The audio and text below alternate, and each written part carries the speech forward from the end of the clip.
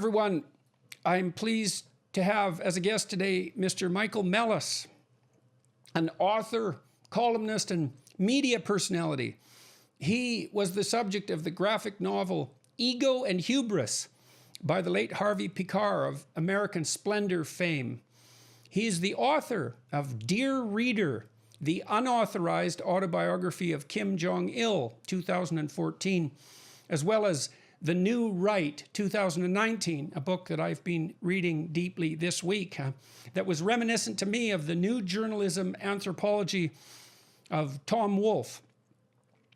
He's the co-author of 7 additional books, including Made in America, the New York Times best-selling autobiography of UFC Hall of Famer Matt Hughes, Concierge Confidential with Michael Fazio, 2011, which was one of NPR's top 5 celebrity books of the year, and most recently, 2016, Black Man, White House, comedian D.L. Hughley's satirical look at the Obama years, also an NYT bestseller. He served as a cultural and political commentator on podcasts with Joe Rogan, Dave Rubin, Tim Pool, my daughter Micheal Peterson twice, and has his own YouTube channel and podcast, You're Welcome. My producer put a note at the bottom of this autobiography. Michael is a comedian with a harsh and fast sense of humor.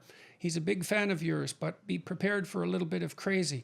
I got that impression reading your book, but in the best possible way, I would say. So let's talk about The New Right, if you don't mind. I'd like to dive right into that. So sure. I said in the intro that it was reminiscent to me of the new journalism of the 1960s. When I first read The Electric Kool-Aid Acid Test, which I would recommend to everyone as a brilliant journalistic anthropological investigation into what became the psychedelic culture in the early 1960s. It's a brilliant book. And I got the sense that in The New Right, you were doing much of the same thing for whatever it was that was happening from the time of maybe 2013 to 2016, something like that. Something that actually seems like history already, interestingly enough. And you talk about, from an insider's perspective in some sense, because you were an insider and an outsider at the same time in these groups, but you talk a lot about 4chan and memes and all these subcultures that exist online that are major forces and social domains in their own right, but that are, if not ignored completely by the mainstream media, so to speak, consistently misunderstood. And so, but then by the same, so I'd like to ask you about that. We could start with 4chan maybe, and maybe you could walk us through first what it is, and then what it was, and then what it is now, if it's anything, because I did get the sense as well that this happened already. Something else is happening now, and I don't know what it is, but whatever it was you were writing about, that's 5 years ago, which is a long time in internet terms. Sure. I think right now, first of all, discussing 4chan publicly in a context like this, in some kind of studious or serious context, violates the ethos of 4chan. One of the big rules about 4chan is, normies get out, So by talking about it automatically, I'm kind of positing myself as someone who's an outsider. I'm not, on 4chan all the time.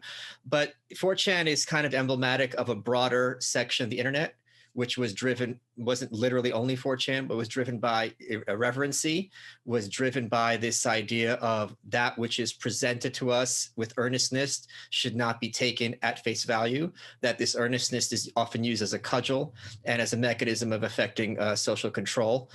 Certainly you've been the subject of many memes I'm sure you're familiar with. Yes. But, the point that they figured out, there's an expression that they say meme magic is real.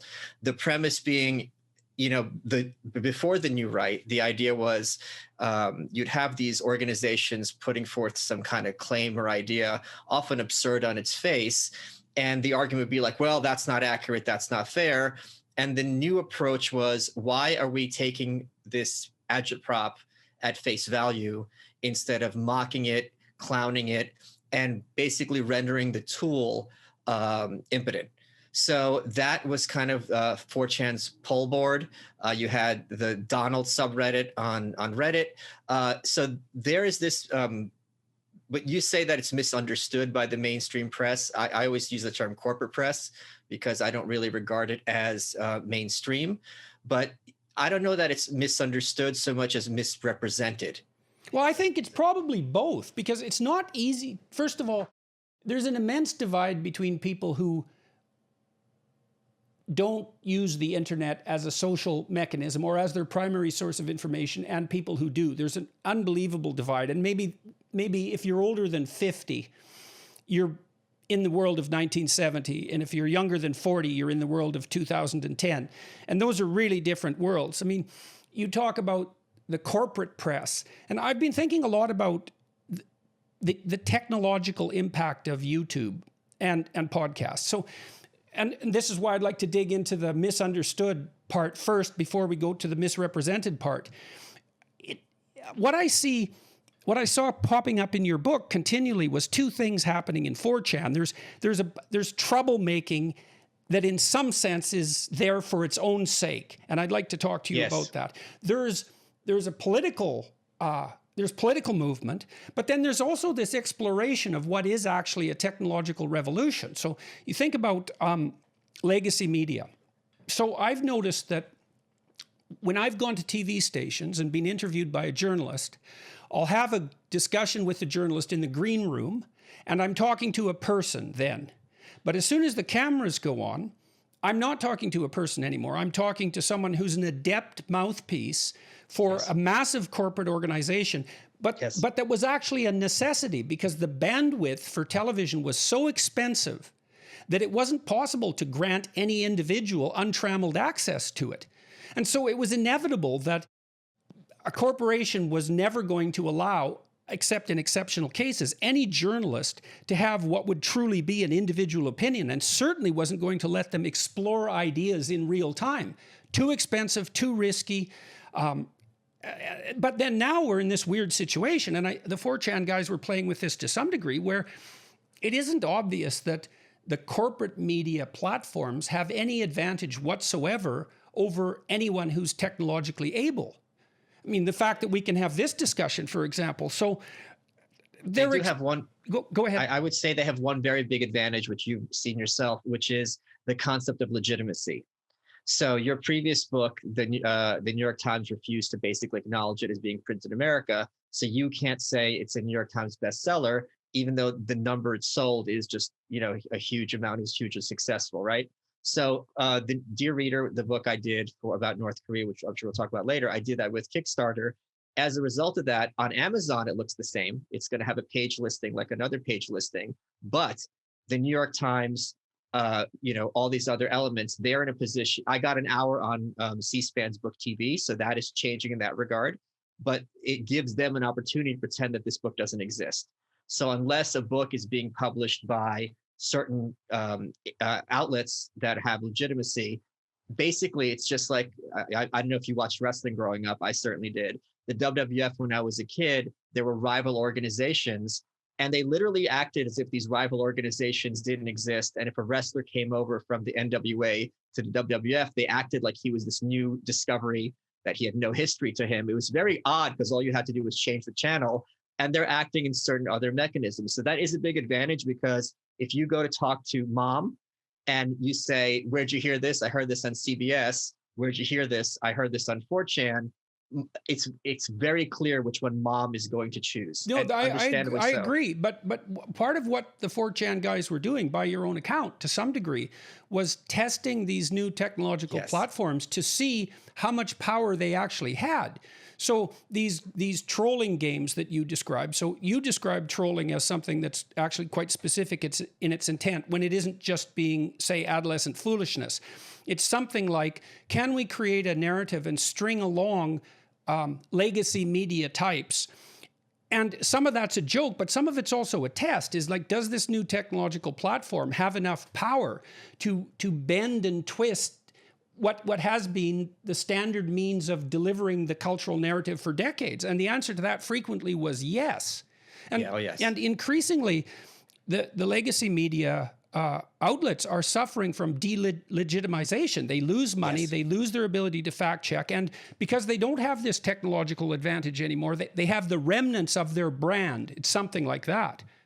Yeah. And there's also there's a very big asymmetry between honesty and dishonesty, right? If you and I are good friends and I tell you one major lie, well, that's one statement out of tens of thousands. That one statement is still going to do much more damage than one honest statement because I've lost, there's an amount of trust lost. So their brand has been, and they say this explicitly. CNN had ads not that long ago saying, this is an Apple, we only report facts. If I'm coming at you and saying that I am only reporting facts, as soon as I'm caught in one misrepresentation, even if it's innocent, which I don't think it is in most cases, right away, that just kind of collapses the souffle because I trusted you, I relied on you, and now you're giving me misinformation. But most importantly, and this is where I differ from more mainstream conservatives who think things have become corrupted. You've made mistakes. I've made mistakes. Everyone makes mistakes all the time. It's going to be inevitable simply from a lack of knowledge.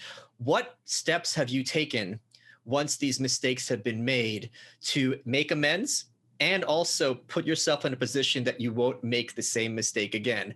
And if you see with corporate media, oftentimes they'll do things that are disingenuous, but let's give them the benefit of the doubt. Let's just say they were sloppy, but no one gets fired. There's no mea culpa. Like, you know what? Like Tylenol is a great counterexample. Back in the early 80s, I believe it was, Tylenol got, someone was poisoning Tylenol bottles. People, I think, were dying, or at the very least were getting very sick. So Tylenol had this huge ad campaign that said, this is the steps we've taken.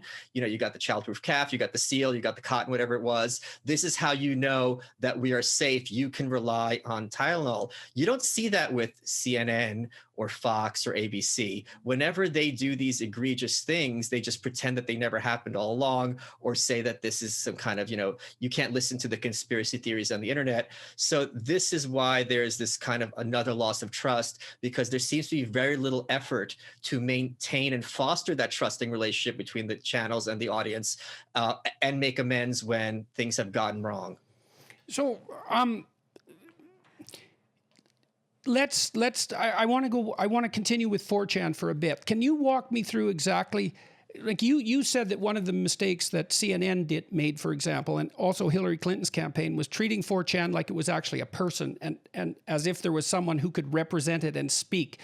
Can you lay out exactly what it is and how it works? And then maybe we can talk about the meme culture that's associated with it.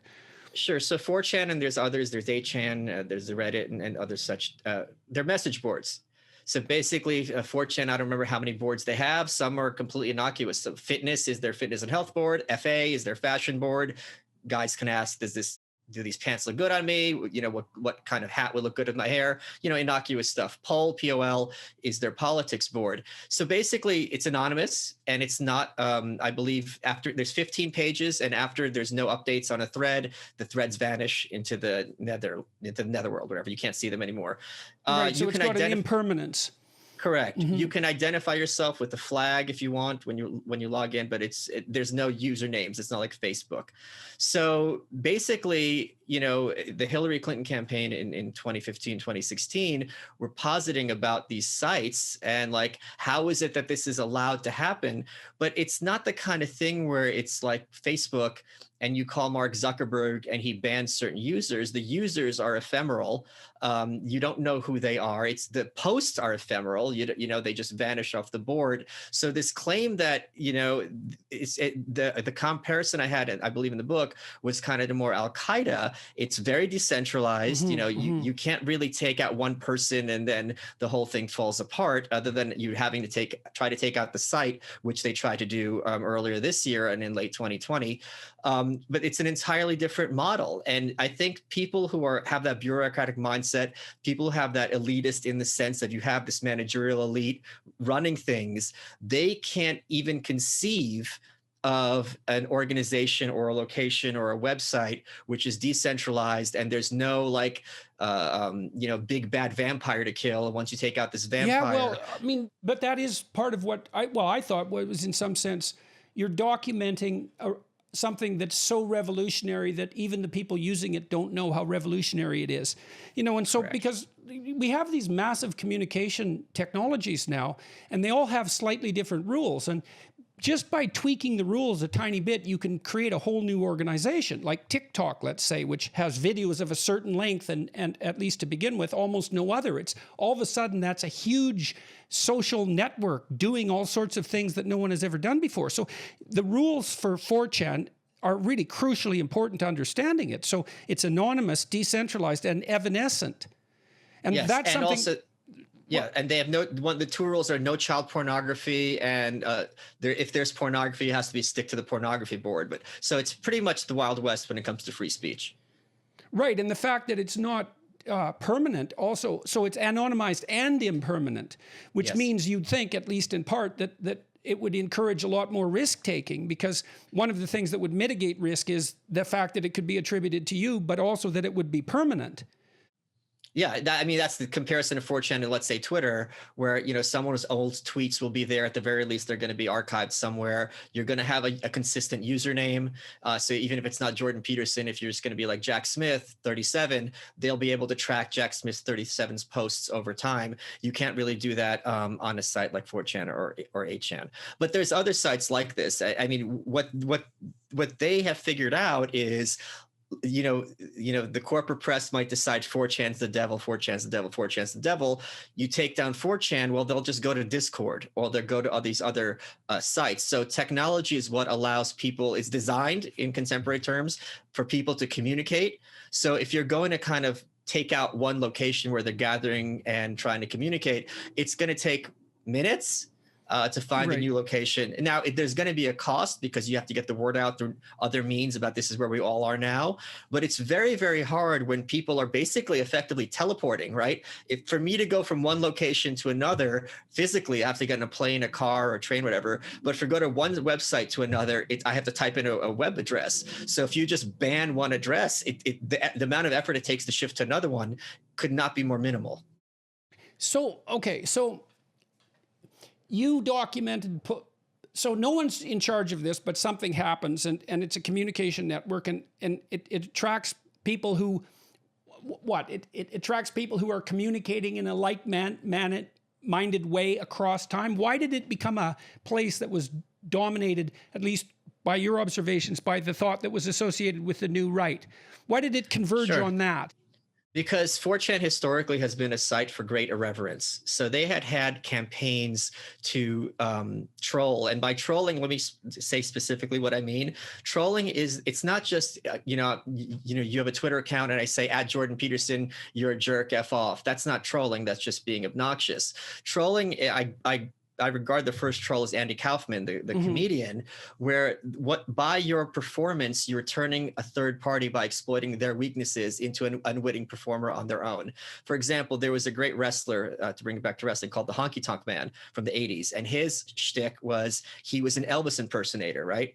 And when they interviewed him, he would say, "Oh no, Elvis stole my act." Now, Elvis had been dead for 15 years at that time. It makes no sense whatsoever, but this would get the audience really enraged and they'd flip out. So when you are calmly causing someone else to have an extreme reaction, and in this case, and good trolling, he's exploiting their innocence and naivete. I mean, they're taking what he's saying at face value, even though it's a complete absurdity, and what follows suit, on some case can be put in their lap. So they used to, what 4chan would be known for is, for example, you had a Mountain Dew, right? And they had named the next flavor of Mountain Dew. It's just a corporate mechanism. I talk about this in the book. It's a corporate mechanism to sell, your sugary soft drink. What name should we call it? And they basically got enough people together, and this is kind of like rent seeking, right? If you have an organized goal-seeking minority as opposed to an indifferent majority, that organized goal-seeking minority is going to be able to punch very much above its weight in terms of getting the achievements it wants. How many people are caring about this Mountain Dew poll? Very, very few, other than the trolls. So they got the number one result to be Hitler did nothing wrong, right? Now, they're not Nazis. They don't think the Holocaust is something that didn't happen or is bad. They're putting now this Mountain Dew, who's trying to use this fun to sell you this poisonous sugary garbage. Now the corporation is in position. Are they going to follow through with this poll, or are they going to pull it? Whatever they choose, they have been forced into making a choice that they themselves would not have wanted, because you have someone in a meeting trying to, hey, this is going to be fun for the kids. And they ended up pulling the poll because they're like, okay, the internet won. So to go from that and this kind of extreme distrust, if not contempt, for corporate irreverence and corporate humor and corporate fun, to have basically, can I curse on this? You can do whatever you want. Okay, well, not everything. So to have someone who was basically a shit poster on Twitter running for president, who was just there in these debates, insulting these politicians to their face in often very below the belt terms, that was that ethos brought to life, because no one could have imagined in decades that you would have a presidential contender who's looking at a sitting senator in the face, who's doing well in the polls, and telling that senator, I've never made fun of your looks, and there's plenty of material there. Believe me, that much I can tell you. You know, this is something that was completely unprecedented and new. And we've been taught for decades that, you know, politics should be about respect. These are tough choices. These are people's lives. That's all very true. But there's this very new left from the late 60s perspective idea that these kind of powerful entities use respect and decorum and decency as a mechanism to stifle dissent and to basically make their victory a fait accompli. And if you kind of mess that up and force them to show their hand that these are not kind, caring people who care about your grandma in your neighborhood, these are power-hungry sociopaths who will smile at your face and do whatever they need to when the lights are off, that I think was something that was very useful in terms of exposing our politics for what they are. So it struck me over the last decade or so that the alignment of comedic satire with right-wing philosophy or political philosophy or views was something that was completely unprecedented. I thought, well, all of a sudden the right wing are the jesters, or at least among the right wing are these jesters. And I really didn't know what to make of that. I mean, you seem to regard it in your book, The New Right, you seem to regard it as a kind of right-wing anarchic rebellion against, but it's strange what they're against, because on the one hand, there's the corporate voice, let's say, that characterizes the media, and on the other hand, there's the left-wing progressives, and you can't really put them in the same camp all that easily. Well, hopefully we will be putting them in the same camp. But they are in the same camp because one of my quotes is, conservatism is progressivism driving the speed limit. So much of conservatism, Buckley got his start, William F. Buckley, who's I think the big villain of the book, got his start complaining how terrible things are and how mistreated he was at Yale. The new right perspective isn't complaining about how things are at Yale. It's let's send tanks to Harvard Yard and raise it to the ground. So these are two different approaches. And much of conservatism for decades, besides being inherently humorless, which is a personality thing, which is perfectly fine if that's your thing, it has been about a reaction. So the left would have some idea of the moment, we need to do this and that. The right would just dig in their heels, get dragged along, and it's a ratchet effect constantly moving us toward a more and more progressive society. The National Review's slogan was standing athwart history, yelling stop. And then at a certain point, people realized, how about instead of yelling, we actually stop it? How about we actually try to put a wrench into these gears? How about we try to, metaphorically tar and feather some of these people instead of just complaining that it's not fair? Let's be aggressive and let's take the fight to them. Okay, and you clearly see an analog between the tricks that Trump used, let's say the humorous tricks that he used, and the manner in which he appealed to the public, and whatever was going on in places like 4chan and on Reddit, and with memes as well. And you spend a lot of time in your book talking about Pepe, for example. So yeah. What is it that you see as the connection? I mean, look, I saw this T-shirt in Florida last year that I thought was really apropos. It said, Trump 2020 because fuck you twice. Yeah. And I thought, yes, there's something about that that's really interesting. And I've talked to my progressive friends about this a lot, and because I'm trying to figure out exactly what's going on, and being appalled, at least to some degree, at the shenanigans of the Democrats, among others, especially the identity politics types. Because, yes. Look, I'll tell you what I see in relationship to my books, for example. So, hypothetically, this is the standard legacy media critique of my books. I would say, is that I'm peddling nonsense that, if not trite, is outright dangerous, and which is kind of a strange combination, to ne'er-do-wells who are so far beneath contempt that any attempt to help them is to be met with suspicion.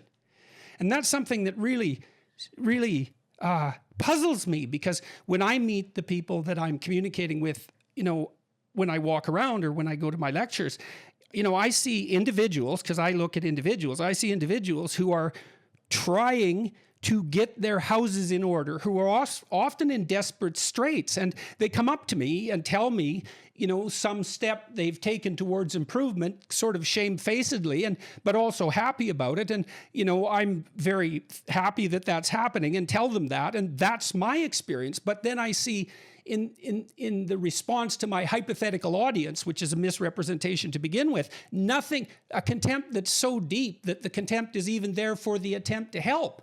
And then I think, well, you progressive types, at least in principle, you're all for the downtrodden. But I don't know what it is. Maybe if they stay in their place and act like they're supposed to, or there's this contempt among the helping class, let's say, for those they're hypothetically helping, that's so deep that, and I think it destroyed Hillary Clinton's campaign, that contempt. Her comments about the basket of deplorables and the Democrat abandonment of the working class. And Trump tapped into that somehow. And you draw connections. And so I'd like you to elaborate on that a little bit, if you would. Sure. And whenever I try to talk about people, I always try to steelman their arguments and present them in the most strong position possible. When the left is at its best, it's as you mentioned, it is about concerning about marginalized people who are forgotten.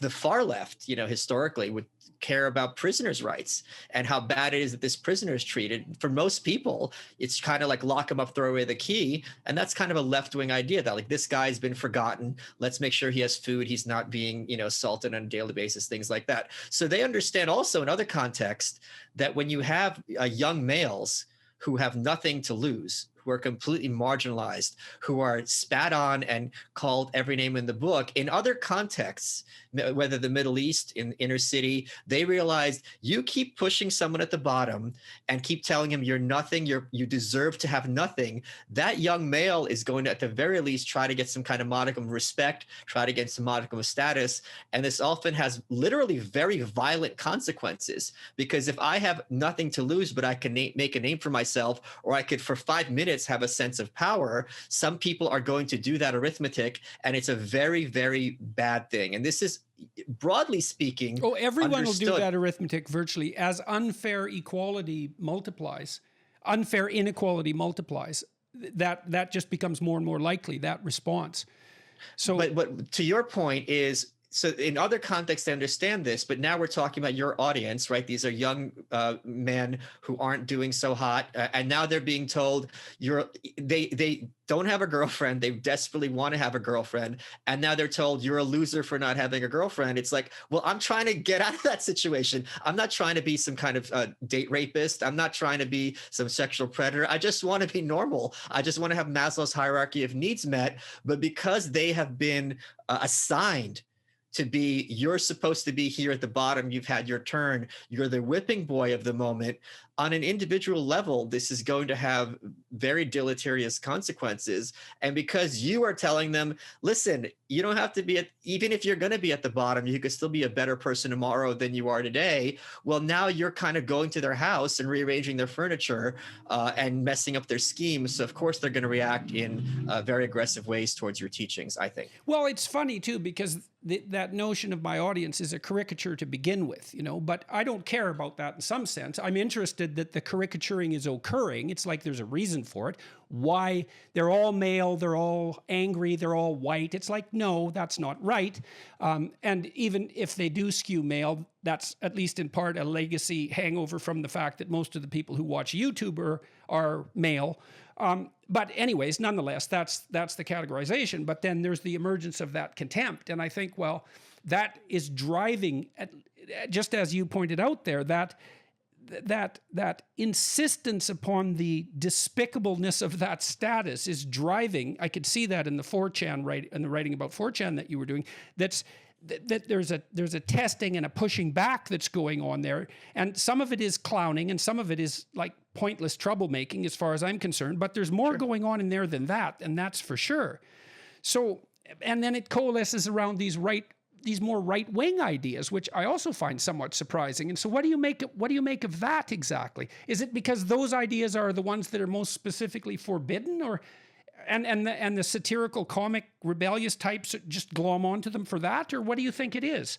I think you hit the nail on the head. It's that if you tell someone who's got nothing going on and you say, if you push this button right here, it's going to have some really hilarious consequences for some people who think they're better than you and have no problem telling you to your face they're better than you.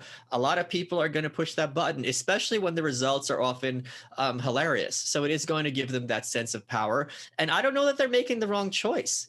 I don't think it's very useful to tell someone who's not really being particularly aggressive that, you suck and you're terrible. And that, you know what it is? Like, I don't make fun of people for being overweight. Like, I go after people for a lot of things. I don't go after people who are going overweight. I had a friend who passed away because he had morbid obesity. I had another friend who had a gastric bypass. Because when you make fun of someone who's overweight, you're making fun of all your friends who are overweight. They're seeing it as well. And here's the thing.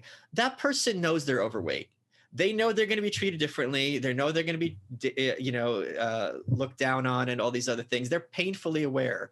And it's the same thing here. If someone is marginalized and you're calling him a loser, he knows he's a loser. At that point, it just becomes a bit of cruelty and bullying. And also, anytime you try to tell someone, especially in America or in the West at least, to sit down and shut up, it's like, who are you to tell me to sit down and shut up? Because now you don't have the power to tell me to sit down and shut up. You had that power in school. You have that power in the office. Maybe you had that power when there were 3 networks. Now that there's infinite networks, if you look at the internet, you can't silence me. So I am going to talk. And if I see that it's upsetting you and you hate me, even though you don't know me, yeah, it's going to be of value for me to upset you because I do think you're a bad actor, I think is the mindset. And I don't think that mindset's at all irrational. So let's dig into that a little bit. I mean, I got memed like mad when I first rose to whatever prominence I've risen to, or notoriety, or whatever. There were memes, and I think that's probably still the case. There are memes being generated in the hundreds, like weekly. It was crazy. And I was watching them, and I thought, if I behave myself properly, those won't get unbearably cruel. Okay. I thought, if I can take a joke, then they're going to tilt in a manner that's more positive rather than more negative. Because I could see that there was a testing going on there. Sure. that these jokes were being pushed at me, and I suppose to some degree pushed at whoever was listening to me. And right. And had I responded negatively to that in any... I remember when I worked on working crews, that one of the things that almost always happened was that when someone new joined a crew, there'd be a test period where, various forms of insults and Sure. would be hurled at them. And it was an attempt to see how they responded. And if they responded with good humor and accepted their stupid nickname with some good grace and could laugh about it, maybe could say something funny in return, then, after a week or two, if they did their job, then everybody accepted them and away they went. But if they got all uptight about it and angry, then it just got meaner and meaner until they were driven off. And I could see that happening with the memes. And, I was compared to Kermit the Frog, for example, and that sort of morphed into a peppy thing. And I was watching that and hopefully was able to take a joke when one emerged. And at least one of the consequences of that seemed to be that it never got truly toxic.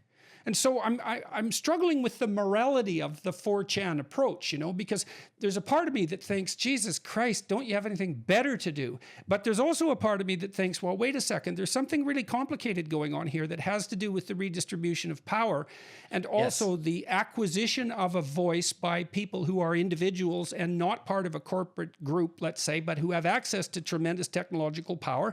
And they're serving the function of jesters, and they're serving the function of comedians. And I think comedians in particular are the canaries in the coal mine for a free culture. As soon as the comedians are threatened, something's... As soon as the comedians are nervous, something's up. Because you should be allowed to make fun. The biggest meme of yours that I use this meme of yours constantly on Twitter is the Kathy Newman meme. And one of those examples is, that famous interview you had, for people who don't know, where you were saying things that were pretty straightforward, or maybe people disagreed with you. And she would just ask you a question that seemed to be a complete non sequitur to what you had just said. And this kept going on for the whole time. The one that comes to mind is a picture of you saying, "I had bacon and eggs for breakfast." And her reply is, "So you're saying kill all vegans?" So oftentimes if you have something on Twitter and someone responds with a non sequitur reproach, you just reply with a picture of her, and people right away know, oh, so what you're saying is, and it has nothing to do what it is you're actually saying. I think what you are saying, to be the opposite of Kathy Newman in this context, is accurate, in that a lot of powerful people are there through inertia, are there through nepotism, are there through corporate memes because they play the game. If I'm not part of the game, why should I be playing the game? And here's the other thing where I think these people are heroes, is the thing that they're best at is when it comes to the thing that is the worst, which is war. We are constantly proselytized in corporate media that war is great. We need to have people overseas. We need to have more troops, more whatever.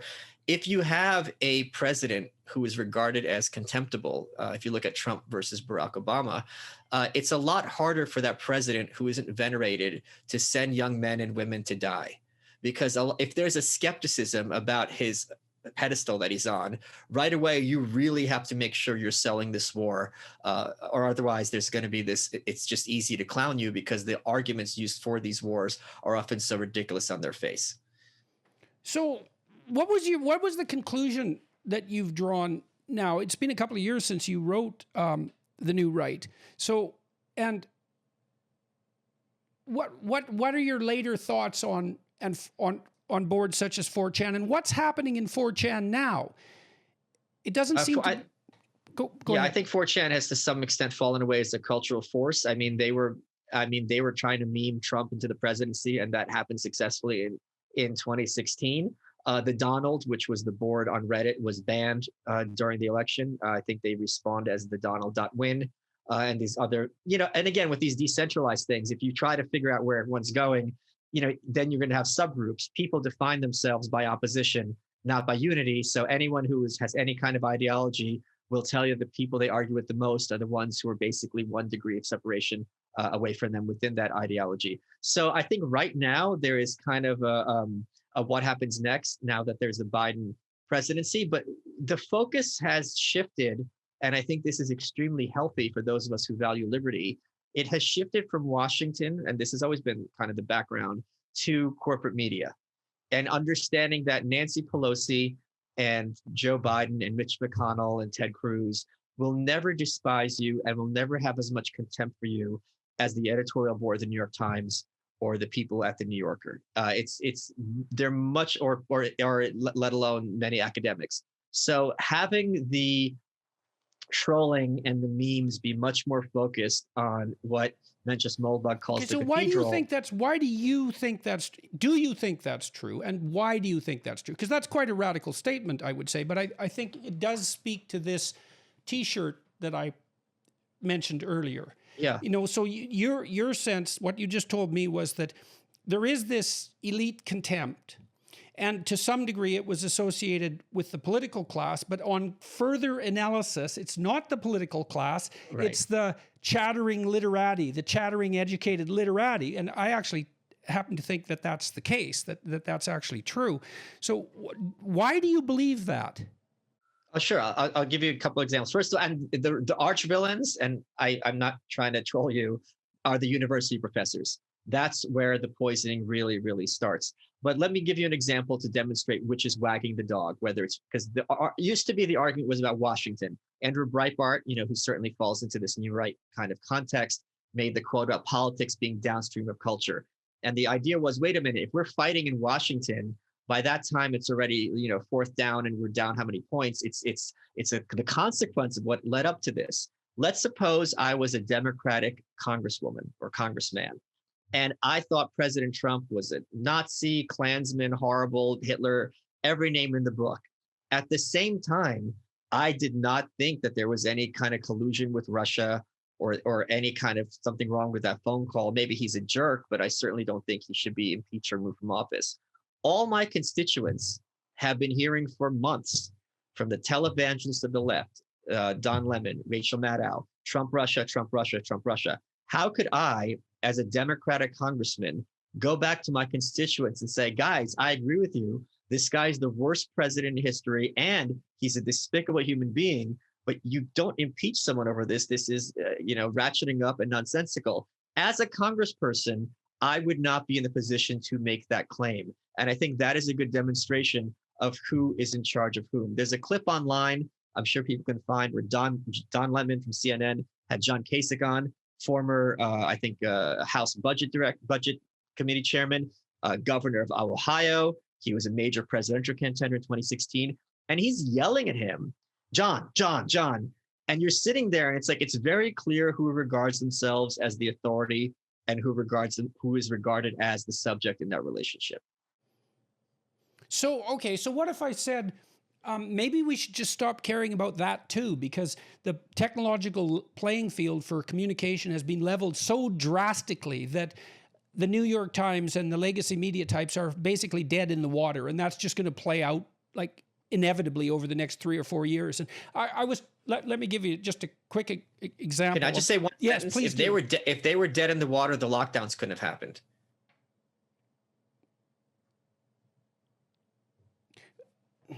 I don't think they're dead in the water now, but I think the writing's on the wall. I agree. That's why I'm going to write a book called The White Pill, because I'm so optimistic. I think they're on borrowed time. Completely agree. So then we can also talk about what happens next, and we can talk about the difference between podcasts and legacy media too, which I think I'm trying to think through right now, and because I think the YouTube podcast long form structure is revolutionary in all sorts of ways that we are just starting to understand.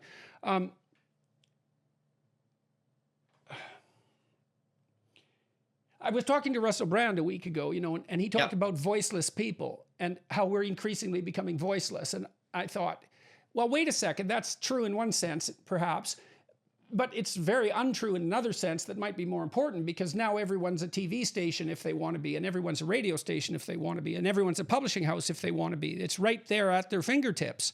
Sure. And there's no, apart from impediments that get thrown up now and then, like YouTube banning people and so on, it's if you want to have a voice, all you have to do is buy a $100 microphone and use your laptop and bang, you have whatever audience you can draw in. Yeah. And so, and that is playing itself out in our culture extraordinarily rapidly. And so maybe that's just like the 4chan discussion that's drawn from your book, The New Right. The culture's moved past that. That's already history. It might be the case that the continued dominance of the main narrative by the legacy media types, that's already done. We're just mopping up the ashes. That's exactly my perspective, and this is why it's often so frustrating with me on social media, because I think it's inevitable. I don't see how, if I'm the New York Times, or if I ask myself this question fairly often. I said, if I'm CNN, what could I do to regain the trust of this young population? Like, what steps would I take? And they're really in a bad, it's like Marlboro. Like, one of my quotes is, I said, the battle is won when the average American regards a corporate journalist exactly as they regard a tobacco executive. You are never going to have the guy who runs Marlboro be someone that you trust and think is like an unmitigated good person. You understand his job. You might say, look, these have to be legal. It's a horrible habit of, and so on and so forth. And I get how he's getting a paycheck, and I get how it could be used in moderation. But regardless, there's better ways to improve humanity than selling tobacco. Well, I look at the BBC, for example, tried to formulate a channel for young people, and they did exactly what you'd expect, appeal to progressive causes. And the truth of that didn't work at all. And why didn't it work? It's because for young people, broadcast TV is so dead that they don't even notice the corpse. Yeah. Like, right. It's just not there. It's just not an issue. And no wonder, because the technological advantage of on-demand video, both production and consumption, is so that the advantage of that is so great that those old forms are just, they're terminally dead. And so when I go and have an interview with a TV person, you know, it feels like I'm going back into the 70s, and I'm not doing them anymore. And I can get into that in a little while. But what happens is, you know, the person that you're talking to isn't a person, and whatever it is that you're having isn't a conversation. We're having a conversation when we're doing this right. You know, I'm sure we bring our flaws to this and our arbitrary preconceptions and our biases and all that. But my sense is that when a podcast goes well, I can tell because I'm interested in the conversation. And the reason I'm interested in the conversation isn't because I've got some viewpoints that I'm hammering forward that you have to attend to, but that I've got some ideas that I can throw at you, and then I can see what you do with the ideas and take them apart and add what you can to them, and then I can have different ideas, and we can do that collaboratively over the course of the dialogue, and we can include all the people that are watching this in the process. And that's like, it's like this long form allows for the truth being something like an investigation into the truth instead of the truth. And right, it's well, we don't want to underestimate how much of that is purely a consequence of the technological revolution, because now there's time, right? We can make mistakes, and it doesn't matter because the bandwidth is unlimited. Yeah, if I'm a roulette player, and I mentioned this in the book as well, all my money is on technology being what saves us. I think politics literally only causes problems, and it's not a place for any kind of solution. You cannot look to Washington for solutions. What's funny is when you listen to corporate media, a lot of times they will acknowledge something's a problem, but then when that problem is solved exterior to it, they start to panic. We have heard, you and I are both old enough to remember, that there was a lot of hand-wringing correctly, that we live in a soundbite culture, that it's not reasonable that a politician who might have a new innovative way to solve for poverty, to solve for the environment, to solve for, you know, out of wedlock births, they have some program, but they have to wrap it up in 10 seconds. It's very hard to make that point. And as a result, this rewards glib people or people who have good one-liners, but someone who's inarticulate, who has great ideas, that person is going to be dead in the water. And that's going to create results that we don't necessarily like. So then people are like, you know what, this is true. Like, you have people talking past each other, the Republican versus Democrat, you know broadly what they're going to say. It's fun when they get a zinger in, but I'm not going to have the needle moved. I'm rooting for my team, and it's kind of a sports phenomenon. Podcasts come along. We're going to have a long conversation where both of us are listening to each other. I might disagree with you. I don't have a political party behind me. Neither do I. Well, hopefully you'll disagree with me. Hopefully that you'll do it. Not only will you disagree, but more importantly, that you'll do it in an interesting way that's interesting also to me, because if you disagree with me, there is some possibility that you know something I don't. And if you disagree, I could learn something from you. Yeah, the smartest person is ignorant of 99.99% of knowledge. This is the mistake that these kind of overeducated people think. They think just because I'm smart, I know everything. You're still going to be profoundly ignorant. You're just going to be knowledgeable about certain things very specifically. But getting back to the point I was saying earlier, now that we have these long conversations and people can really delve into ideas, and people listening to us might think we're both full of crap, but now they're at least challenging their own views and being like, why do I disagree with both of them? You don't have that space on CNN by nature of its organization. And now what CNN and other outlets had correctly posited as a problem has been resolved, but it's been resolved at their expense. So now the hue and cry is there's misinformation. People are being told dangerous ideas. Yeah, it's dangerous to your hegemony. It's dangerous to your prominence. CNN, Brian Stelter had a whole segment. I don't think he named Tim Pool by name, by saying, how is it that these YouTube shows, news shows, have orders of magnitude bigger than us? What do we do about this? It's like, this is literally every market. Like, I'm a publisher or I make apples. Someone comes along, their apples are, people like those apples better. You know, you don't call in the state. You don't regard this as some kind of, abomination against the natural order of things. You're like, okay, crap.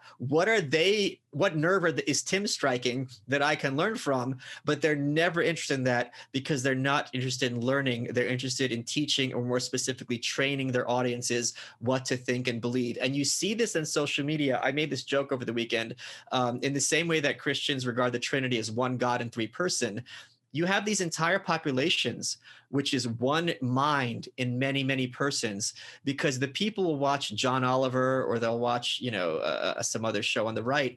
And the next day, not only will they be repeating these views, but they're repeating them verbatim.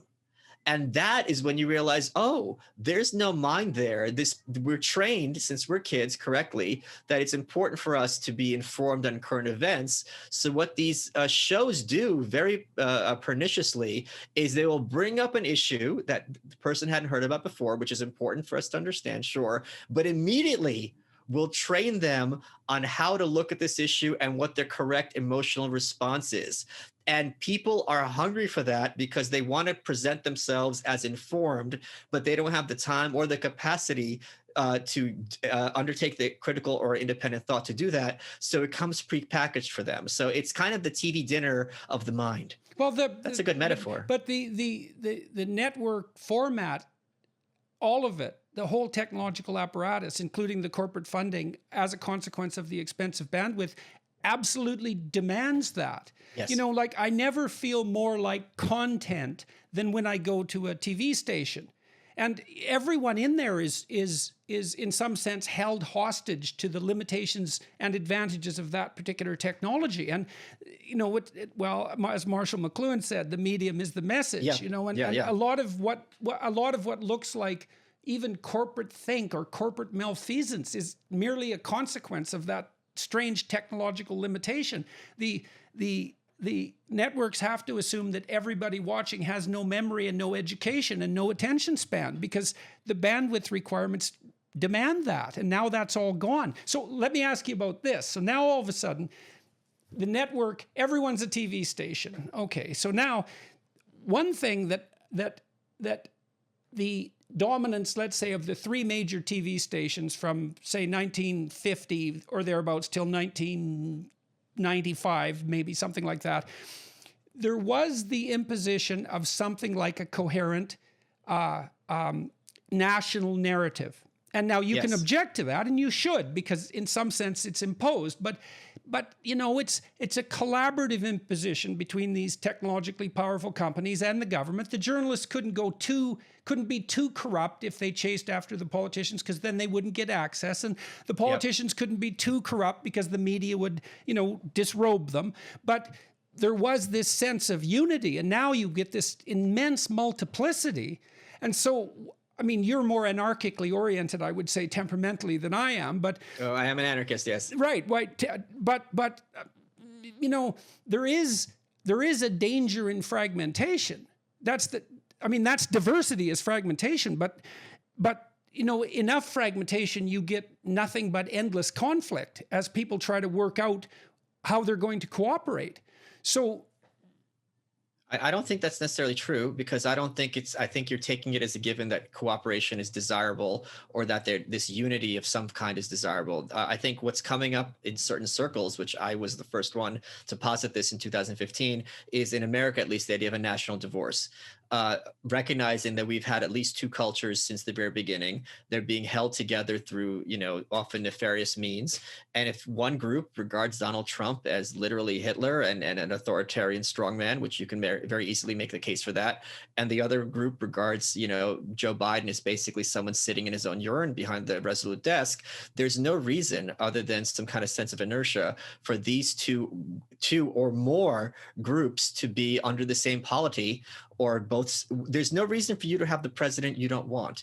And increasingly, as conversation becomes and discourse collapses, because I think social media does tend to drive our ideologies to their logical conclusions, which leads to extremism, which could be both a good thing or a bad thing. It is going to be harder and harder, to the point where it's impossible to, have these sort of conversation. And we're seeing it also in Europe. But there are reasons for the necessity of the unity.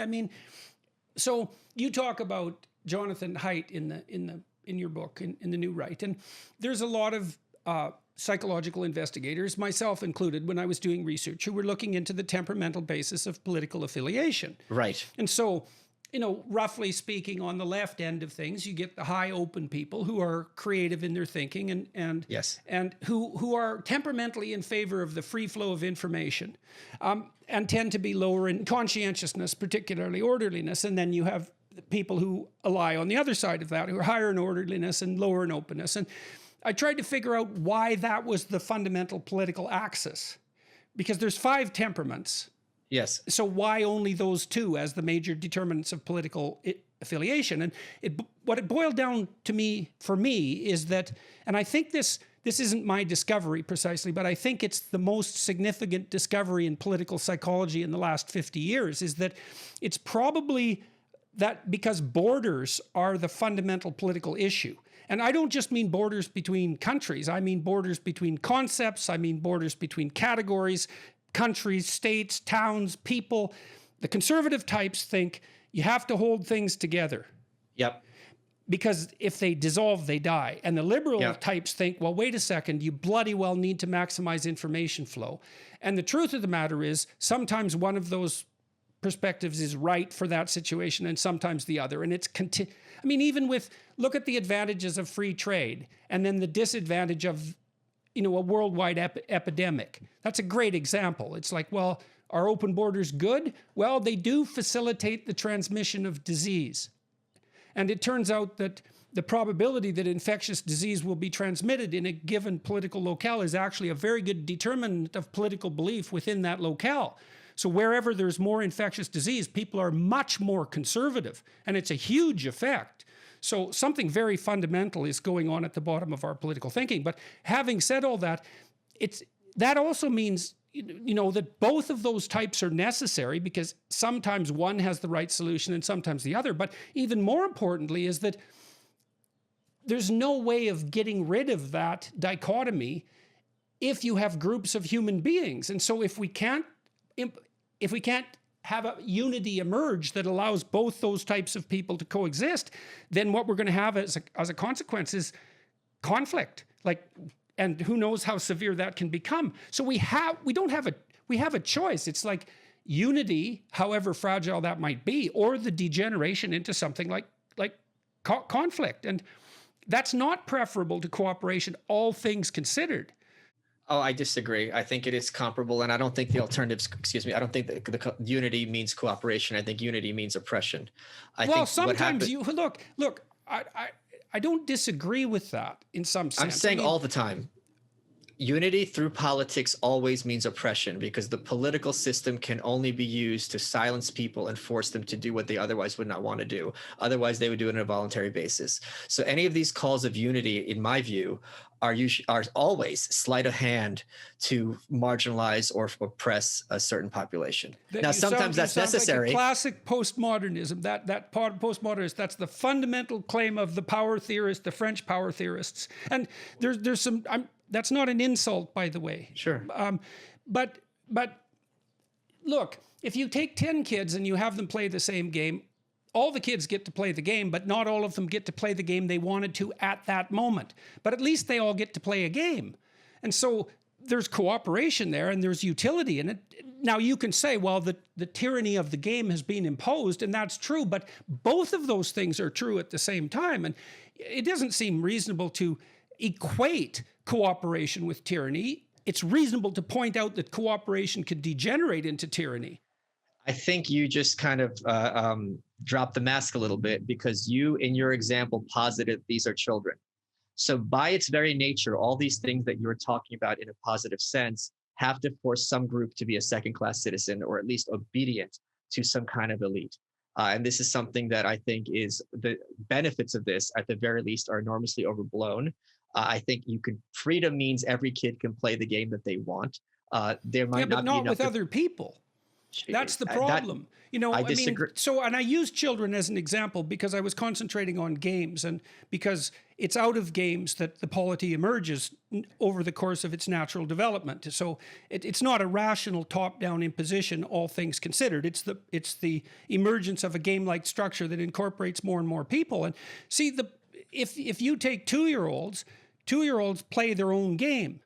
Okay. And each of them plays their own game, but by the time they hit 3 or 4, they have to be able to integrate the game they're playing with what other children want to play, so that they can play games with other children, which they're unbelievably motivated to do. And it means that each of them have to subordinate their instincts, so to speak, for the moment, but hypothetically they gain as a consequence of their mutual subordination to this higher order game.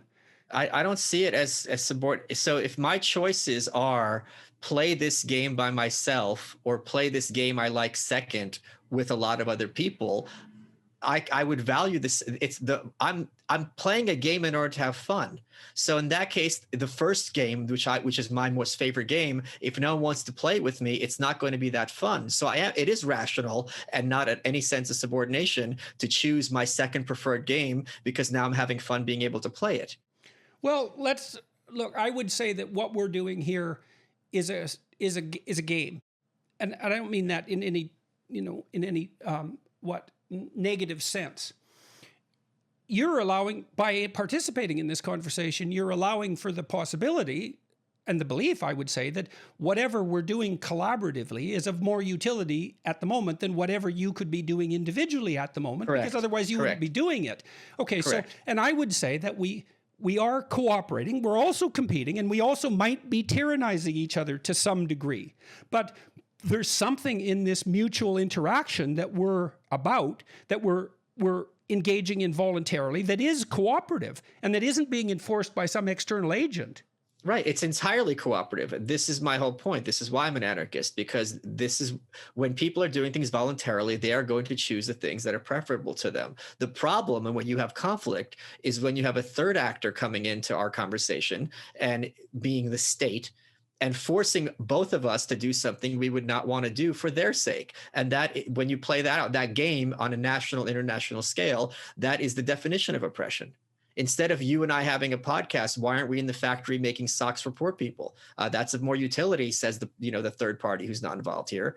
And that's the danger, in my view, and the legitimacy of that kind of third party. It is. So the developmental, I picked up a reasonable number of my ideas about the relationship between games and morality and higher order social structures from the developmental psychologist Jean Piaget. And he was interested in the science of ethics, essentially. And his goal was the reunification of science and religion, actually, and although very few people know that about Piaget. And he pointed out quite clearly that a cooperative game would outcompete a tyrannical game over time, because the tyrannical game had to waste resources in enforcement, whereas a cooperative game didn't, because people were voluntarily going to go along with it. So then you say, well, I think you can make a perfectly credible case that if you could choose between two games and one of them involved force and the other didn't, and they had the same end, let's say, that the cooperative game is to be preferred, and it's also more sophisticated. But I would say as well, we actually don't know how to pull that off. Some of it's just lack of ability. Well, when you integrate so many people, like you have 330 million people in the United States, it's really hard to organize a cooperative game. Well, that's the role of the corporate press. The corporate press puts forth the agenda of the power class and gets everyone persuaded to do that which they had wanted to do. Mario Cuomo, whose book I got paid, Andrew Cuomo, the governor of New York, whose book I got paid to read, he said explicitly in his book that if this wasn't done through voluntary compliance, I wouldn't be able to pull off half of this. And what is allowed to happen is you have decentralized enforcement of these rules. And we saw this during the lockdowns, where every low status person had an opportunity to assert dominance over somebody else by going up to them and yelling at them that they're not wearing a mask, even though going up to them ostensibly is going to put your life in danger. And you made a very cogent point about how persuasion is a lot cheaper than force. A lot of people use all these Orwellian 1984 comparisons, and I think the comparison to contemporary terms is much closer to Brave New World. And it's through the use of pleasure and the carrot, because it's a lot cheaper to persuade people it's in their best interest. Go along, you're going to give up your freedom, but I'm going to give you safety. And they'll be champing at the bit to do that. H.L. Mencken, the great cynic of the early 20th century, said that the average man does not want to be free. He simply wants to be safe. And for those of us who are fans of freedom, who regard liberty as a high value. The issue is, how do you engage in a polity with people who don't really find liberty of use and would rather have every minute of their life, whether through their corporate job or what they watch on TV or what they wear, pretty much decided for them. I mean, the speech in The Devil Wears Prada that Miranda Priestley makes about how you're wearing that blue sweater because the people in this room, chose the cerulean jacket 5 years ago. Then it went to the fringe designers. Then it became in the mall. Then you found it on clearance. And you think it has nothing to do with you, but it was because we had made these decisions and it percolated down to you. And I think that top-down approach, I mean, Bernays talked about this, Walter Lippmann talked about this in the books Propaganda and Public Opinion. This was something that they figured out 100 years ago, specifically during the Woodrow Wilson administration. How do you get over the complete, fascist takeover of the United States, of course, under wartime premises, and get everyone involved in something that would have been completely alien to American thought just 5 years prior, that we're going to send all our kids over to Europe to fight a European war. This was a major revolutionary shift in how America regarded its relationship between the state and the population, and between America and the rest of the world. Woodrow Wilson was the first president to leave America as president. FDR just went to Panama, but that was like American territory at the time. Teddy Roosevelt. So they've been at this for 100 years. So they're playing the long game, and now it's starting to fall apart, thankfully. Okay, so I got three things I want to ask you now. Sure. I want to know who they is. Okay, so then I want to know, in The Devil Wore Prada, were you on Miranda Priestley's side or on the side of the naive ingenue who, was hypothetically tyrannized by her? And now I can't remember the third one. We'll stick with those two for the time being. So who's the they exactly? Sure. So because it's a shorthand, right? And it's a conspiratorial shorthand. So it's worth unpacking. Sure. A conspiracy is just an organization that you don't approve of. The Constitutional Convention was a conspiracy. The founding fathers got together in Philadelphia to reorganize the Articles of Confederation. That was what had been their assigned task that they had sworn to. They get in there, lock the doors. They go, yeah, we're starting over, right, guys? They're like, yeah. And they swore themselves to secrecy. Now, we don't say conspiracy because we don't like that term, but this was very much a conspiracy. Okay. Conspiracies usually involve deception and secretiveness too. So they swore themselves to secrecy. Yes, fair enough, and there's a conspiratorial element there for sure. But there's lots of things that people do behind the scenes, so to speak, that aren't necessarily conspiratorial because they do them. They're not hiding them. So, but back to the they. So basically, the model is you get the kids at a very young age. And you put them in government schools. They are taught many things that are nefarious, such as that your self-esteem should be a function of this mediocre person in front of the room, that everyone should have the same work hours, that you're forced to be in a relationship with violent peers, that in no other situation are you forced to be locked into a relationship with them, with like bullies or just people who are, disruptive. But it starts with the universities. And this was by design. The American Economics Association, which was started, I think, in the late 1890s by Richard Ely, who was Woodrow they always use Orwellian language. I'm contradicting myself, but the idea is we're training the next generation of elites. So basically, you have an entire population who go to these best universities, who are taught the same faith. And they had something at the time, which has degenerated now, called the social gospel. The quote, "What would Jesus do?" which contemporary Christians say all the time. This was posited by a socialist Christian, because the idea was, instead of an individual soul being able to be saved, which was kind of the central idea of Christianity and a big innovation in terms of historical individualism, the premise was a nation has a soul and a nation can be saved. Now, once a nation has a soul and can be saved, there is nothing outside your purview. Just like when we're talking about individual soul, the bedroom, the boardroom, how you are in public, these all tie into your salvation. And Eli and other in the UK, it was the Fabian Society, whose logo was literally a wolf in sheep's clothing. The premise it's kind of Gramsci's March to the Institutions. We're going to train the next generation of leaders. They're going to self-identify as leaders because they have the diplomas and degrees, and they're going to go out there and basically infect and take over the country, and it's going to be this top-down idea. And you see that it's percolated through this day. So it starts with universities, then you have all the journalists and people who work in media who are trained at these universities in the same ideas, and then the final consequence is the politicians. Now, for decades, what had happened was you had the Nancy's Pelosi of the world go on TV and say, truthfully and honestly, give me money, reelect me. I'm fighting Mitch McConnell and the wicked Republicans. And the Mitches McConnell went on TV and say, give me money, I'm fighting Nancy Pelosi and the Democrats. Meanwhile, while these two are engaging in this pantomime, the New York Times, Harvard are lobbing grenades over their shoulders, and they're not taking any fire at all. What has happened now is people are realizing people like Biden, McConnell, these are puppets of larger actors. And that's where the focus needs to be in terms of effecting change and liberating the West. Okay. So let me act as defender of the patriarchy momentarily. Sure. Okay. And I remember the third question, and this relates back to 4chan, is what, and to anarchism for that matter, is that there's this critique of the social contract that's obviously in order and needs to continue, and the satirists and so forth are right to do what they do. But then there's the separate issue of what responsibility you owe your polity, and so and maybe none. You could make that case, but I want to address that.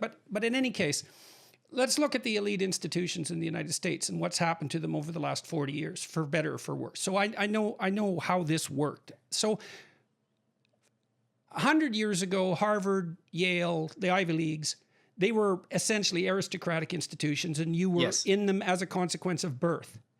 Okay, by the 1960s, that changed, and it changed to IQ-based meritocracy.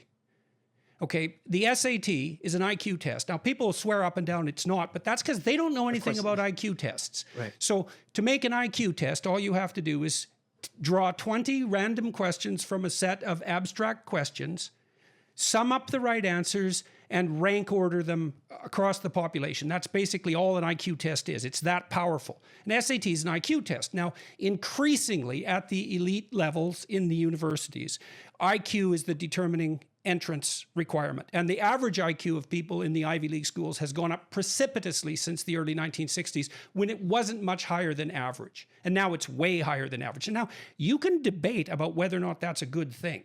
That's a separate issue, but that is what's happened. And the reason, there was a bunch of reasons for that. I mean, one was the realization that IQ is actually the best predictor of success in colleges. It's not that good, but it's 5 times as good as the next best predictor. And it's also relatively fair in that your SAT scores are, they're a better determinant of your success in university than which school you graduated from. So a very, very bright kid from a very bad school has a reasonable shot at Ivy League admission compared to, say, a very bad student at a very elite school. So there were socialists who were pushing the use of IQ, as well as people who are more conservative. But in any case, there's no conspiracy at work there precisely. There's a decision on the part of the institutions as a whole that it would be better for the elite institutions to be based on merit as assessed by IQ, and that overall that would be better for the general population, because hypothetically having smarter people make decisions, because they can make decisions using more information, is better for all concerned. And so there's a lot more going on at the upper ends of the elite institutions, let's say, than the mere conservation of multi-generational power. There's a positive element that I think is overlooked in a way that looks to me like the shirking of responsibility in revolutionary movements like those even that are spawned off of 4chan or that characterize anarchism. It's like, well, what responsibility do you have to what it is that's brought you to the point where, for example, you can have this technology-mediated conversation with me? Criticize away, but like, where's the emphasis on, where's the positive contribution and perhaps even the gratitude? It's in the toilet where it belongs. I mean, I reject totally the idea that somehow I owe, we're on Zoom right now. I've got a mic from, I don't even know what brand. What I owe them is the cost that it paid me to buy their product. And what I owe you is to treat you with, which isn't much of a cost at all, with courtesy, dignity, and respect. Anytime people start talking about duties and responsibilities and gratitude, that's them invoking the unearned. Well, wait. No. I don't think it's that cut and dried, even in your formulation, because you said, well, you pay for it, and fine. I'll leave that be and say that's a perfectly acceptable answer. But you did say that, that you believe that you have a moral obligation to what we're engaged in right now, right? I don't think we have a moral. You're going to treat me with, you said 3 words: dignity, respect, something else. Courtesy, yeah. Courtesy. So you do recognize that there's an ethos that should govern our interactions. No, I think you've earned all those things. I don't act that way toward everyone. That's fine. I have no problem with that. But I'm not trying to undermine your argument either. I'm really curious about this issue of responsibility, because I pushed it a lot, and I've tried to figure out what response. So look, from my perspective, I would say, well, your thought centers on the tyrannical element of the Great Father.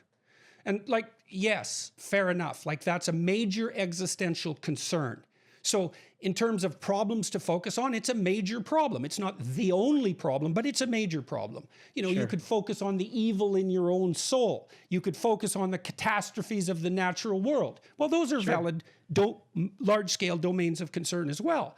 Sure. But for me, it's okay, well, there is the tyrannical aspect, but there's the aspect of culture that you have enough food to eat, and that you have heat, and that you're the beneficiary of the structure that you're criticizing. And you could say, well, my criticism is making the structure stronger, but there's this element in your book and in the 4chan culture and so forth that seems to have this it's this random destructiveness that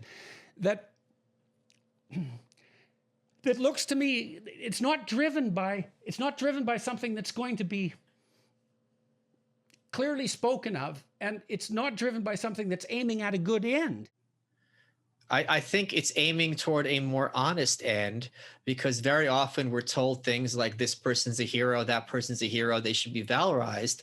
And even if that conclusion is accurate, who are you to tell me that I need to valorize that person? I mean, one thing, it's like showing versus telling, like good writing, right? If you tell me this person has this accomplishment, that accomplishment, the natural, rational response is, this is a quality person, and we need more. I would love it if there was a world that had more people like this. But if there's so many outlets, more than you can count. Greta Thunberg's a great example. You have some random high school dropout who won't go back to school until literally everyone on earth changes the weather for her, and Time Magazine is calling her Person of the Year. I think to have that undermining of Time Magazine, and I got to tell you, there's lots of things you could say positive about her.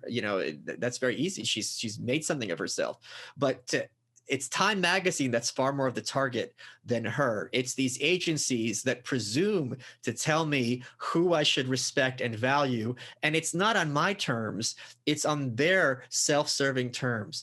You don't need to tell me that Black Lives Matter. I know this. I'm from Brooklyn.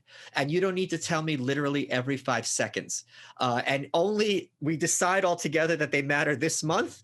And then next week, it's going to be gay history. So trans lives are going to matter. Then we go back to Black Lives Mattering. It's okay, so what? Fine.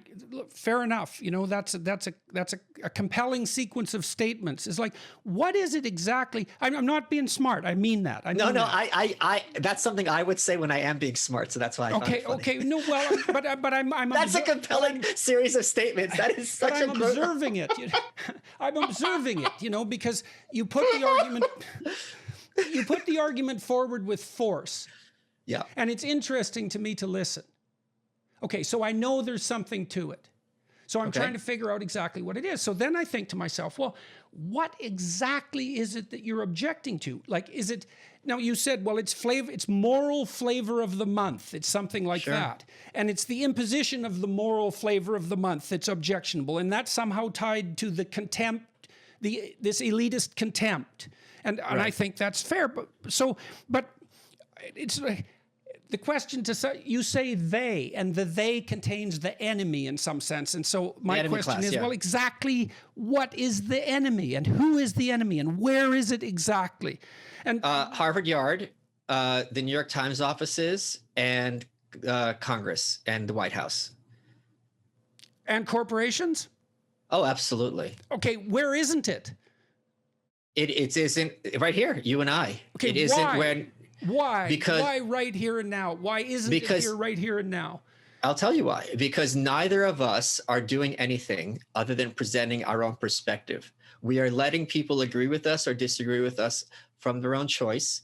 It's not going to matter to me or to you whether someone agrees or disagree. You're speaking your truth. I'm speaking mine, to use a cliched expression. And at the very least, I hope that people are watching this and being entertained and having their thoughts provoked. I am not in any way regarding, and I certainly don't have the power to impose the idea that if you think I'm a jerk and full of crap, that somehow that makes you a bad person or that you should have some kind of social consequence as a result. These different organizations absolutely do. And let me give you one example. And this kind of speaks to cancel culture, which is obviously a very hot topic at the moment. The head of CrossFit, which is this big gay fitness organization, he came out when we were all caring about specifically Black Lives Matter, and he said, look, we're about deadlifts and burpees. I don't know. We don't regard race as anything. We're about fitness, and we're very diverse. What does that have to do with us? And he got fired as a result of this. So again, it's fighting against this. That's the big difference. Neither of us are in a position to, nor would we, I can't speak for you, but I bet you would agree with me, ever dream of telling someone, this is my example, North Korea, right? I did my book on North Korea, dear reader. It's an issue that means a lot to me. There's a lot of Americans who just simply don't care. I don't think they're bad people, because I think there's very little they can do about it. There's very little I can do. All I tried to do with my book was move the needle and have people perceive the nation and its population differently, but I haven't liberated North Korea. So it's perfectly legitimate if they have different concerns or if they're not interested. But this is not how the cathedral works. Okay. So I've been spending the last, when I give a lecture, yeah. I know what I'm doing enough to keep the audience interested. But I also know what I'm doing. Like, I can say what I'm doing. I have the practice, but also a theory, and they match. And so before I give a lecture, I figure out what problem I'm addressing. I have to have that question in my mind. And then I have okay, I'm going to investigate this problem, and I'm going to push my thinking more than I've already pushed it on my feet. And I'm going to use these 8 tools or places or stories as investigative tools. And then I'm going to see what comes out of that. And so that's, okay. And if I sit down and I really think about it, think it through, then the lecture will go well. And what I am doing, as far as I can tell, is thinking on my feet. Sure. And people seem to like watching that. Okay, now I've been thinking, all right, what are we doing in a standard TV interview? And what are we doing in a podcast? Because now I have this podcast and I'm enjoying it. And it's such a thrill for me because I can reach out to virtually anyone in the world and say, look, I'd really like to find out what you think. And they'll say yes, and I can talk to them. And so it's an unbelievably great thing to do. And then I've been thinking, well, I can feel when it's going well and when it isn't, when it goes flat. And when it's going well, we're doing what we're doing. It's kind of engaging, and there's a pugilistic element to it. But there's no rancor. There's no outright anger. Or it's not directed at the process. We're engaged in this mutual exploration. That's what it looks like to me. And I've been trying to formalize that. So, when I have a guest, I have a series of problems that I'd like to investigate with them, and then I invite them to participate. And so then I think, well, to me, that's the logos in operation. And that's why people like it. The logos is this, it's exploratory verbal activity, something like that. And people really like that. And I talked to a Wall Street journal journalist the other week about podcasts, and he said that the reason he likes them is because he doesn't know where they're going to go. Yes, right? Exactly. So they're agendaless in that sense, right? Because yes, you can't and sincere in that sense, because you have to have some element of honesty if it's improv. Yes, exactly. Well, and I also think these new forms really punish people who don't engage in that. So now and then I'll talk to a podcast host who's a legacy journalist, and they'll slip into, well, here's a question. It's like, yeah, is that your question or is that a question?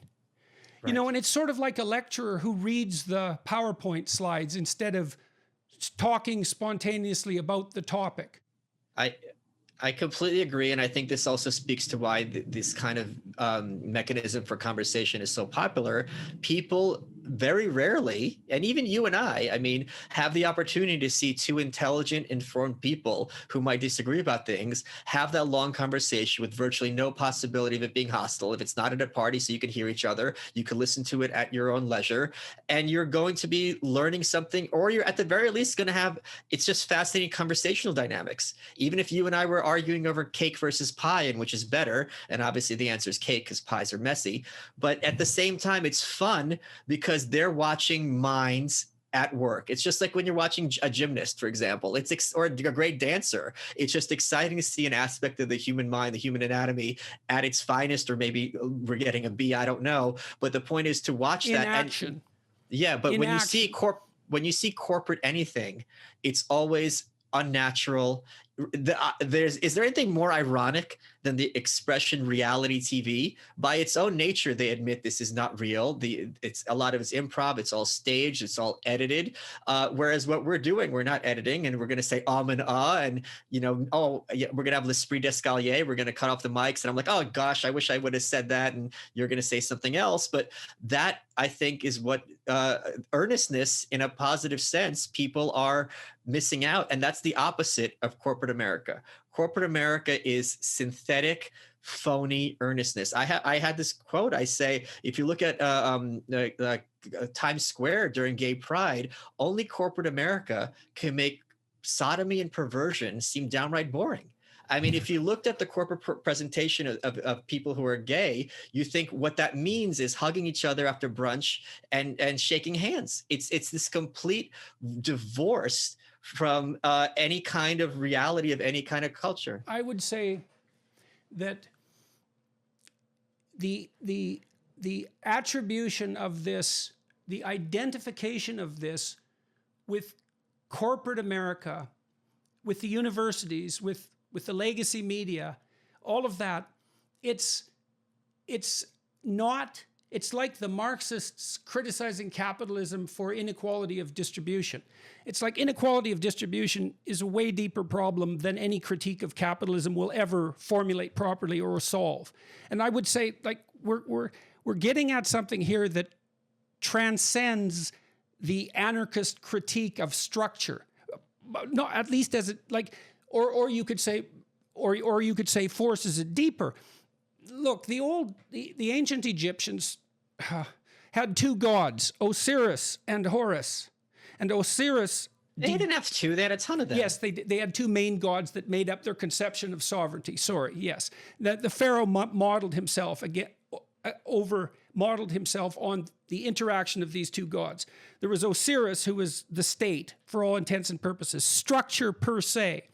And his sin was willful blindness and stultification. And Horus was the attentive eye, and in other formulations, the ability to speak. And so there's a dynamic there that was recognized a very long time ago that centers on this issue that you brought up about sincerity and truth. You know, you're complaining, and rightly so, when you hear stale repackaged ideas that are being presented for reasons other than the actual reason. It's something like that, isn't it? It's like, I can't trust what you're saying because you're actually using that language to manipulate me to do something that you're not stating. Correct. And that would be Mountain Dew and the naming. It's like, isn't this fun? It's like, well, maybe it's fun, but really you want to sell, Mountain Dew. And if you came out and said that, we wouldn't make fun of you. But if you're going to pretend, we're going to go after you. And when it gets very pernicious, it's you're claiming you're fighting racism, but what you're really wanting is to promote war and killing of many, many people. So that is when the critique is more than Mountain Dew is what it is. It's selling. Mountain Dew is fun. I enjoy Mountain Dew. I don't drink it much because I'm in my late 80s, but basically kids like it. The different colors, different flavors. It certainly serves a purpose. You want to get buzzed out of your mind on the caffeine. More power to you. There's nothing other than some cavities. There's nothing really nefarious.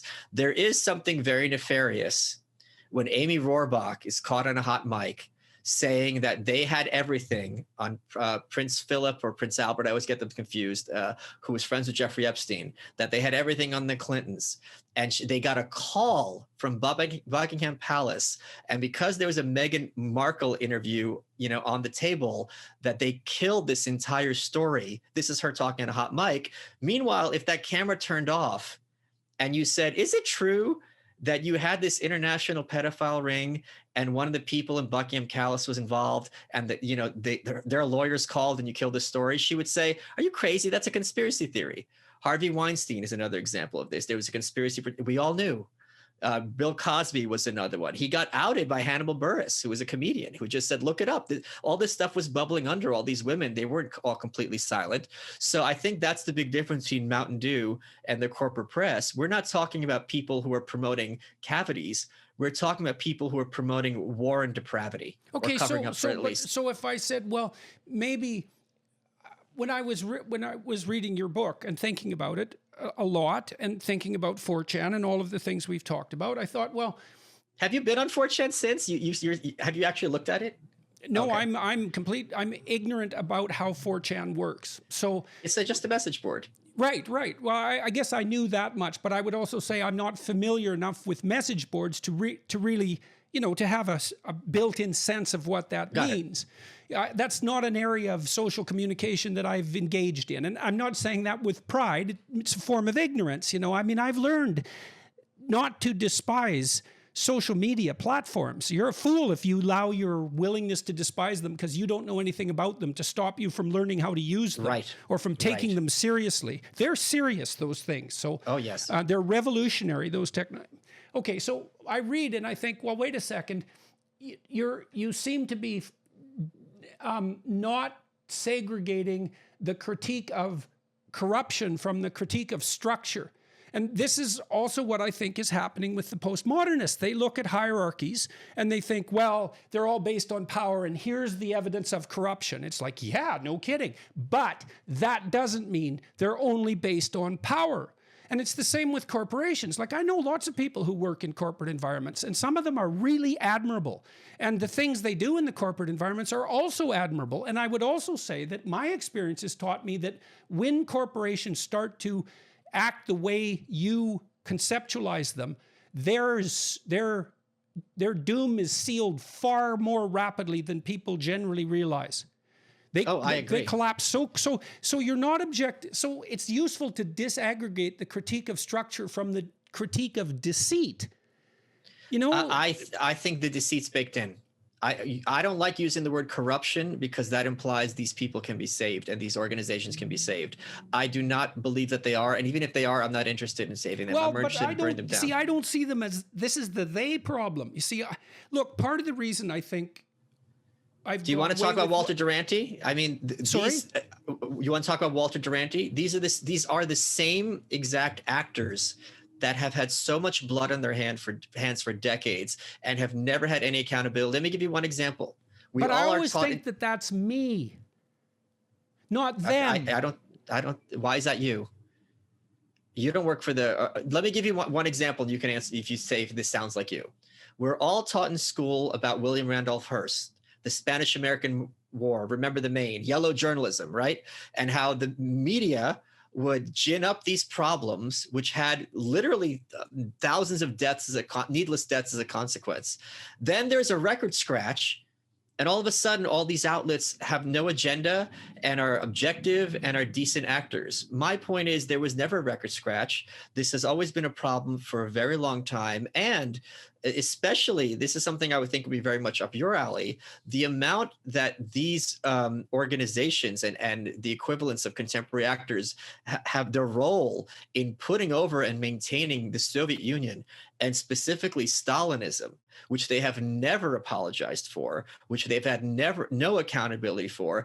And now they're presuming to sit here and lecture the layman about being a decent person and being responsible. That to me is a complete abomination. I agree with all of that except the attribution of blame.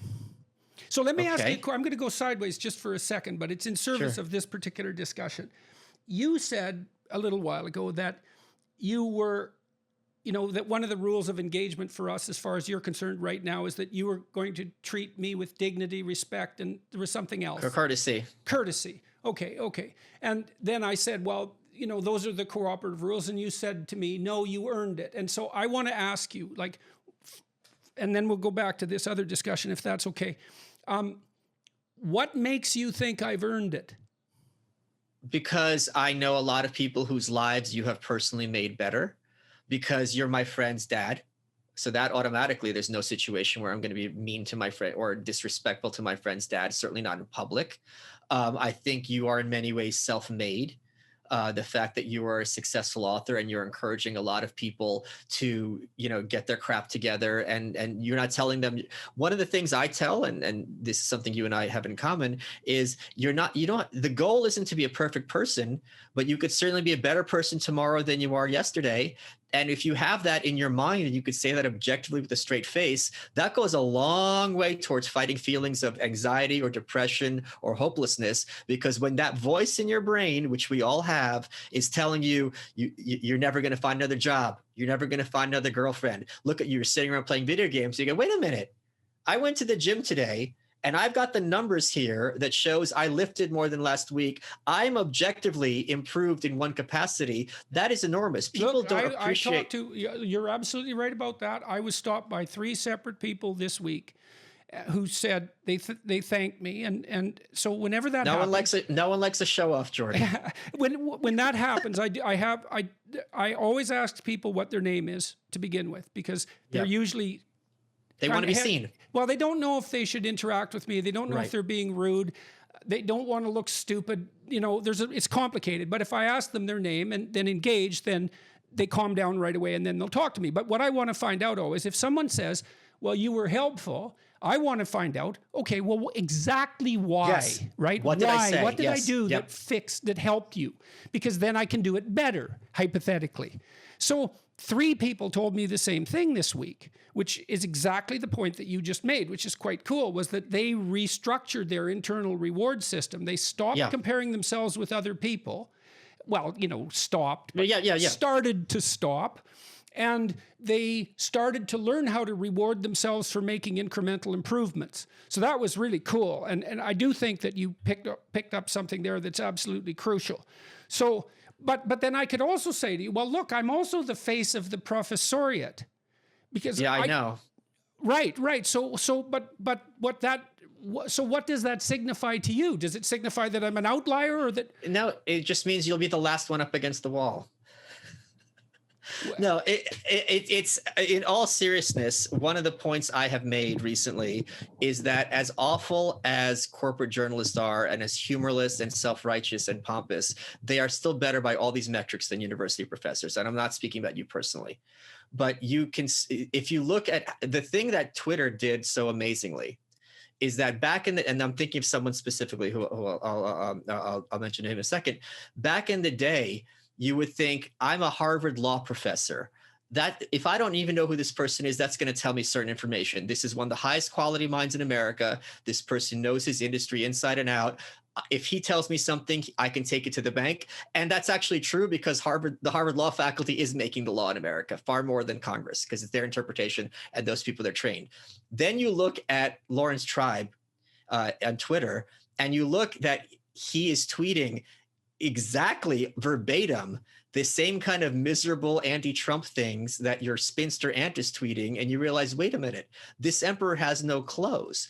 This person might be very bright, which there's no question he's brilliant. There's no question he knows the law inside and out. But in terms that this person should be an object of venerance, and this is like one of the great minds of all time, it's a ridiculous absurdity when you see them given an opportunity to express themselves in public.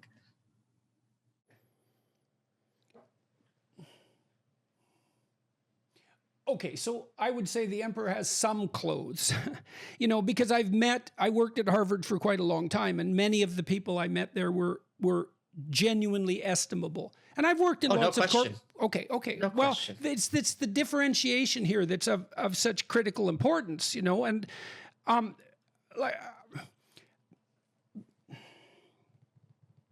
Pinker's The Blank Slate is a book everyone should read. I say that without any asterisks. It's an amazing accomplishment. and you don't go beyond that and say, well, look at the structure that gave rise to that. And I guess it's but Pinker's not that book is not a function of Harvard. That book is a function of him and his ideas and his work. And there's no, and the thing is, it's also a function of Harvard. One of the things that I really noticed about Harvard, the psych department in particular, when I was there, was that it was like, this is odd, but one of the things I've noticed among many academics is contempt for books. Interestingly, is that right? Yes, it's far more common than you would ever think. But that wasn't true at Harvard. If you were a professor there in psychology and you wrote books, that was valued, genuinely valued. The people that I associated with there, and that was the bulk of the department, like they were, by and large, as genuine an article as I had come across. And so the institution actually did. Now look, I'm not happy with what's happened to the universities at all. I'm not. I think it's appalling. It's appalling. But when I was there in the 90s, the institution was set up so that people like Pinker could exist and be rewarded. And even more importantly, the institution was set up at that point to actually benefit the undergraduates. So the hierarchy of concern was the undergraduates. Now you could be cynical and say, well, Harvard treated its 18-year-olds like potentially generous baby 40-year-old millionaires. I don't think it was just that. It wasn't just that. It wasn't. Yeah. And after them was the senior professors, the full tenured. So it was an institution that had its ducks in order as far as I was concerned. And it was really quite a privilege to work there as a consequence, and a tremendous amount of academic and intellectual freedom within that structure. And that was built into the whole structure. So it was a genuinely respectable and remarkable institution. And it did a great job of finding students who were of incredibly high caliber. You know, like in the typical undergraduate Harvard class, a third of the class would be made of individuals who were as smart as anybody you'd ever meet. You know, yeah, and then so this whole conservative idea that people who they don't like are also dumb is really one of the stupidest concepts in contemporary discourse. It's a lot easier to train a smart dog than it is to train a dumb one. And many of the people who are putting over some of these extremely malevolent and nefarious ideas, they're very, very bright. There's no question about it. But my respect for they Pinker, weren't just bright. They were also ethically admirable in a deep sense. And you see that with Pinker, say, and you see that with Jonathan Haidt, who's a centrist, a moderate centrist, but you know, he's a tough character. He stands up for what he believes in. He makes coherent and cogent arguments, and he's no pushover. And I praise Haidt very heavily. I know you do. I know. Well, that's partly why I'm taking this apart, because I mean, there's this element of the anarchy philosophy that is, I suppose, evident in 4chan as well. But in your writing, that it seems to me to have the danger of producing a premature cynicism. I wouldn't call it cynicism. Okay, well, I mean, I'm a big fan of Camus. And Camus, Albert Camus, the French novelist and philosopher, he regarded cynicism as the enemy. I completely agree. I think it's important to, just because an enemy exists, just because malevolent actors exist, even if you don't want to say it's the Harvard graduating class, which I'm not saying, that in no way means that human beings are inherently evil or inherently corrupt. It just means that there's a population and you have to, just like an infection, work your way around. So I think cynicism is a very, very, very it's the cost of cynicism on an individual level cannot be overstated. It's corrosive. It's unbelievably it's the worst. Yes, and one of the things I fought for in this book, and I fight for it in when I do podcasts and social media, is there are so many people who think it's hopeless, and then they give up, and then they're just kind of it becomes their mindset. Whereas the point is, if there's any chance that you're going to come out ahead, you better stand on your feet and go out swinging. And even if you lose, you're going to go down at least knowing I did everything in my power, and you're going to have happiness, pride, and self-esteem as a consequence. So I reject all forms of cynicism. And if that is what I am implying, then I'm doing something wrong. Well, look, I'm not saying that my reading of what you wrote or what you're doing is canonical. I mean, you're not the only anarchist in the world, after all, and so I'm not going to dump all of this on you. But you know, the reason that I have been concentrating on people's individual development, I think, well, apart from the fact that I'm a psychologist, and I think there's also less danger in that in some sense, because the revolution just occurs within, you know, and Sure. innocent Yeah, people who don't want your goddamn revolution aren't forced into it. Right. I guess by concentrating, see, you said that you implied that I'm not the corporation and that you're not the corporation. But you see, I actually don't believe that's true. I believe that I am, in fact, the corporation, and that I'm even the evil corporation. And I'm so tangled up in that world, like we all are, that we bear responsibility for that fact. And so I think, well, what do you do about that? And it seems to me that you try to get your act together on a personal level to identify the enemy within, which is the right place to start, and then work outward from that. But your critique is basically a social critique, as far as I can tell, that you're starting with the institutions themselves, even though it's not the institutions exactly, it's the corruption of the institutions. But corruption, it makes it seem like this is something that can be salvaged, whereas in my view, these institutions are inherently malevolent. I know that's your view, but they're no more inherently malevolent than individuals are. There are plenty of individuals who are inherently malevolent. They go into politics. Well, not everyone who goes into politics is inherently malevolent. You know, I've met with many, many politicians, and I'll give you an example. Because that just means they're good at passing. No, it doesn't just mean that. I had a dinner in Washington with a group of Democrats and Republicans. It was part of an attempt to, you know, they never talk to each other. They don't have time. Like, I would not want the job of an American no, they don't. Okay. Their time is so... Stop. No. They're not running an ambulance. They're not an ER doctor. It's just not a priority for them. They have time. Give me a break. Well, they just have to take stuff. Don't call back your lobbyist and they have to, are you kidding me? You're telling what people, if there's one thing people in Washington have, it's time. Things go at a glacial pace. Look, you're making an attribution of corruption to complex structures, and so I'll accept that. But then I don't use the word corruption, but go ahead. Well, pick a word that's more suitable, because I'd be happy to use it if it's more suitable. Malevolence. Depravity? Malevolence, sure, malevolence, yeah. Fine.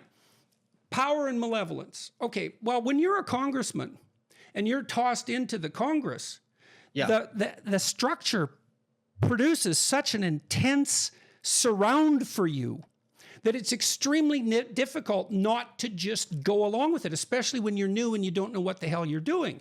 So you end up spending a tremendous amount of your time, for example, a disproportionate amount of your time, even though you hate it, in an office that isn't yours, in some warehouse, phoning people for money. And that's like half your time. And you think, well, you don't have to do that. It's like, well, you kind of have to, because all the other... You absolutely have to. Right. Okay, so in any case, they don't end up talking across the aisle and their time is very tightly scheduled. And we brought them together to have them talk. And I wanted to do a bunch of that, but my health collapsed and couldn't do any more of it. But in any case, each of them went around the room and said why they went into politics. These were mostly younger congresspeople. And if you would have been there, there's two things that would have impressed you and surprised you, I think. One would be how common the stories for motivation were across the participants, regardless of their party affiliation. And the second would be how believably and genuinely sincere they were in that narrative. You wouldn't have walked away with the assumption that those people were any more corrupt than people you admire and respect.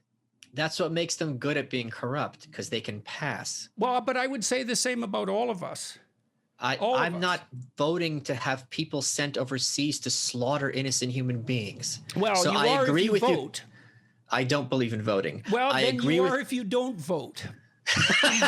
I agree with you completely that we should be skeptical of people and their motivations. I do not agree that if someone is nice to their family, I have no doubt that all these politicians adore their family, that they have genuine concerns, that I'm sure they said they want to make the world a better place. If you are comfortable using force to send armed men to harm innocent people, I don't care if you're nice or have good motivations. You are a bad human being. So I just finished a podcast with Jocko Willink. Okay. It released today. And he did all that. Like, really. And it isn't obvious to me that he's a bad person. In fact, Jocko was in politics? How was he? No, but he was a soldier. And he was a commander. Okay. Well, I mean, he made decisions that, you know, he was a politician in some sense because he had to make strategic decisions about how policies were going to play out on the actual battlefield. So because he was a commander, you know, there's a political element to his job because it's nested inside the democracy and he is making decisions. And so, you know, and I find it very, and it is perplexing to some degree. It's very difficult to walk away from a conversation with Jocko and not think anything other than that's a really admirable person. And it does tangle us up in this problem that you just described, which is, well, what about force? And what about the army? And what about the police for that matter? But it isn't them, you know, it's us. Again, it's the same problem. Not a cop. I'm not a cop. It is them. I'm not a cop. I would never put my hands on a peaceful person and try to force them to come with me in my car. I would never club an old man in the head simply because he's in a park. I would never force people to be defenseless in their own home by enforcing unlawful gun right laws. But so, would you stand up for someone who is being beat in public? It depends on the context. Well, fair enough. Look, are there circumstances under which you could imagine doing that? Oh, I was just going to say, yeah, like, listen, if it's one guy versus 50 cops, me jumping in is not going to help him, right? But if, there's absolutely circumstances I would do that. Not even a question. I've done it too. Circumstances that you would use force. I don't know.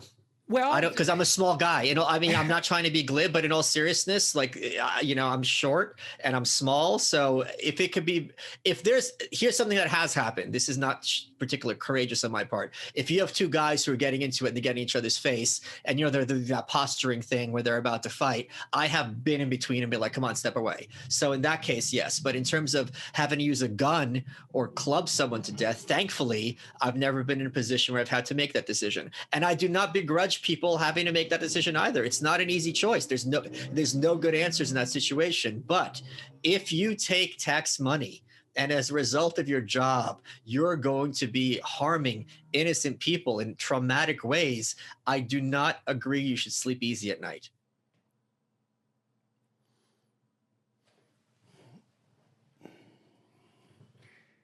So, you know, people have criticized me, I suppose, for concentrating on individual development, moral development, say, well, there's all these global social problems that are best addressed at a sociological level. And, you know, who the hell cares if you clean up your room when there's systemic racism?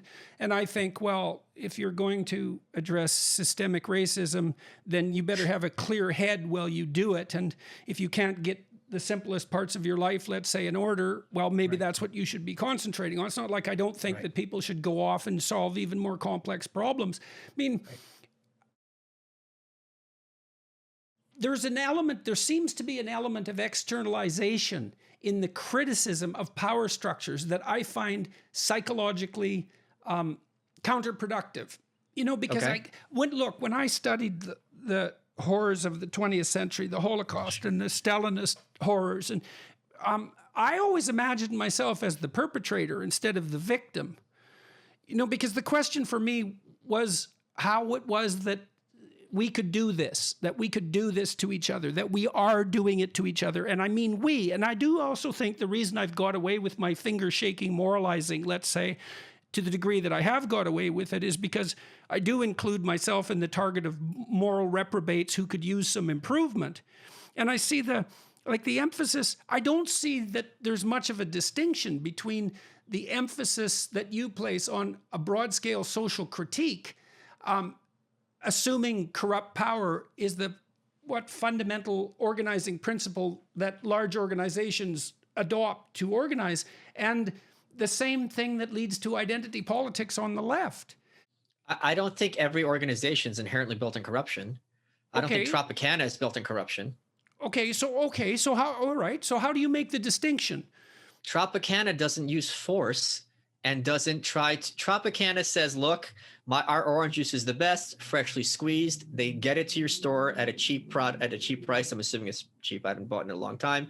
You're free to choose it or not as you want. Tropicana doesn't try to make you out to be a bad person if you prefer apple juice or soda or water, right?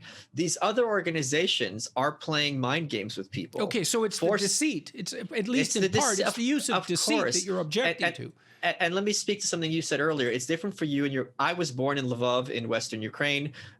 We came here when I was 1.5, but I was raised in a household when we spoke Russian.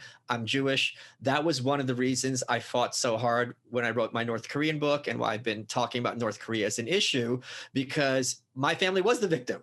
Being Jewish under Stalin, during that period, these are really two big bullets that we dodged.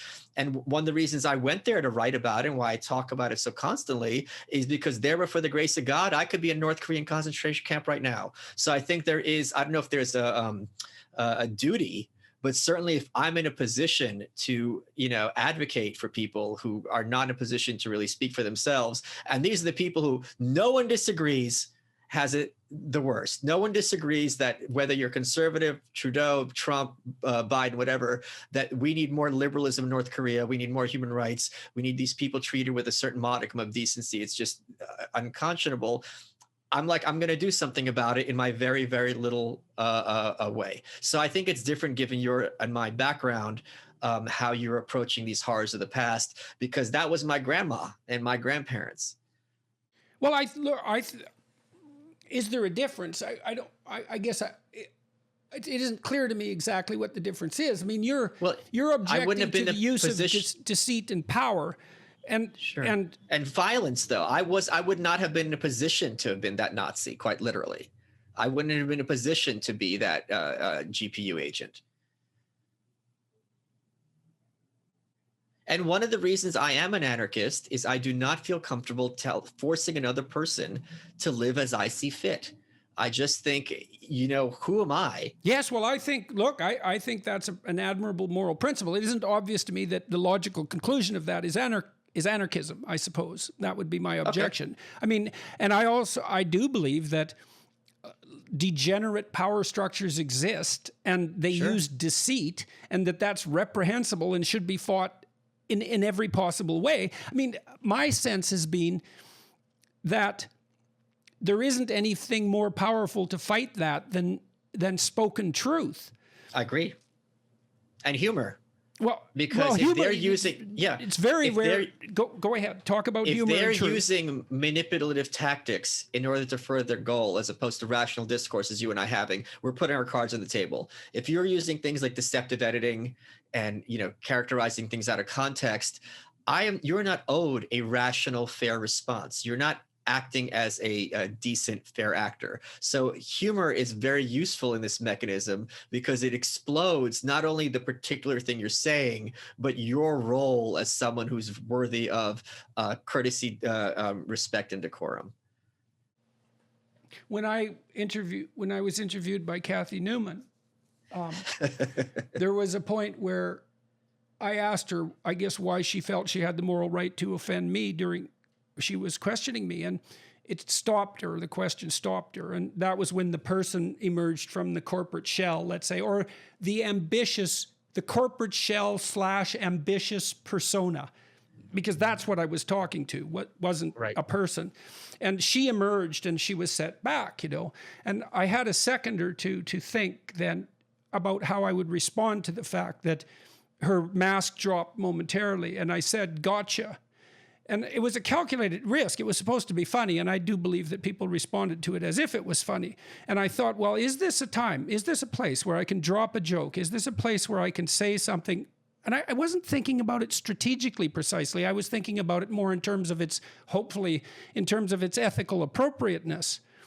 And I do believe that humor is an immense what would you say, an immensely important element of the search for truth, just as play is, and humor is there's something about it that's an act of self-transcendence too, if you can laugh at yourself, right? Because you're simultaneously the thing that needs to be laughed at, which is already behind you if you're laughing at it. You know, you're moving ahead to the better you in the mere fact of allowing yourself to satirize yourself. And so what you're saying is you're going to be a stand-up comedian. Well, I think I have more affinity with stand-up comedians in some sense than with any other sort of person. That's true. Yeah, because you are getting on a stage, you're putting on a performance. There's going to be moments of unexpected twists and turns in what you're saying, and as a function of that, it's going to cause hopefully things to put together in their brain. So yeah, the it's also better when I can be funny, and you know when I'm not very healthy, it's hard to be funny, but it's a loss. Like the best lectures that I ever gave have humor in them, and I mean, hooray for that. And, you know, that's partly why I toured with Dave Rubin too, was to add some levity to what, I mean, I learned early on that even if you're discussing things of incredible seriousness, you know, like genocidal seriousness, that if let me give you an example, because that's the whole premise of my book. Dear Reader, the North Korea book, it's farcical because it's Kim Jong-il's autobiography. I went there, I read all their literature, and I took the things that these people are taught, and since it's in his voice, they're presented at face value. And let me give you one example of this. Kim Jong-il is having, and how the truth comes in between the lines of, you know, an anecdote. So Kim Jong-il's at this meeting, the dear leader of North Korea, and someone's giving a talk, and he's working on papers, and every so often his assistant is asking him for, you know, input. And the speaker stops, and Kim Jong-il goes, why are you stopping? He goes, well, you know, dear leader, you're working on those papers, you've got your assistant. He goes, no, I could do all these three things at once. And they said from that point on, people regarded Kim Jong-il as looking at time as not a plane, but a cube, and that he had the ability to shrink time. And my friend said to me, do they mean multitasking?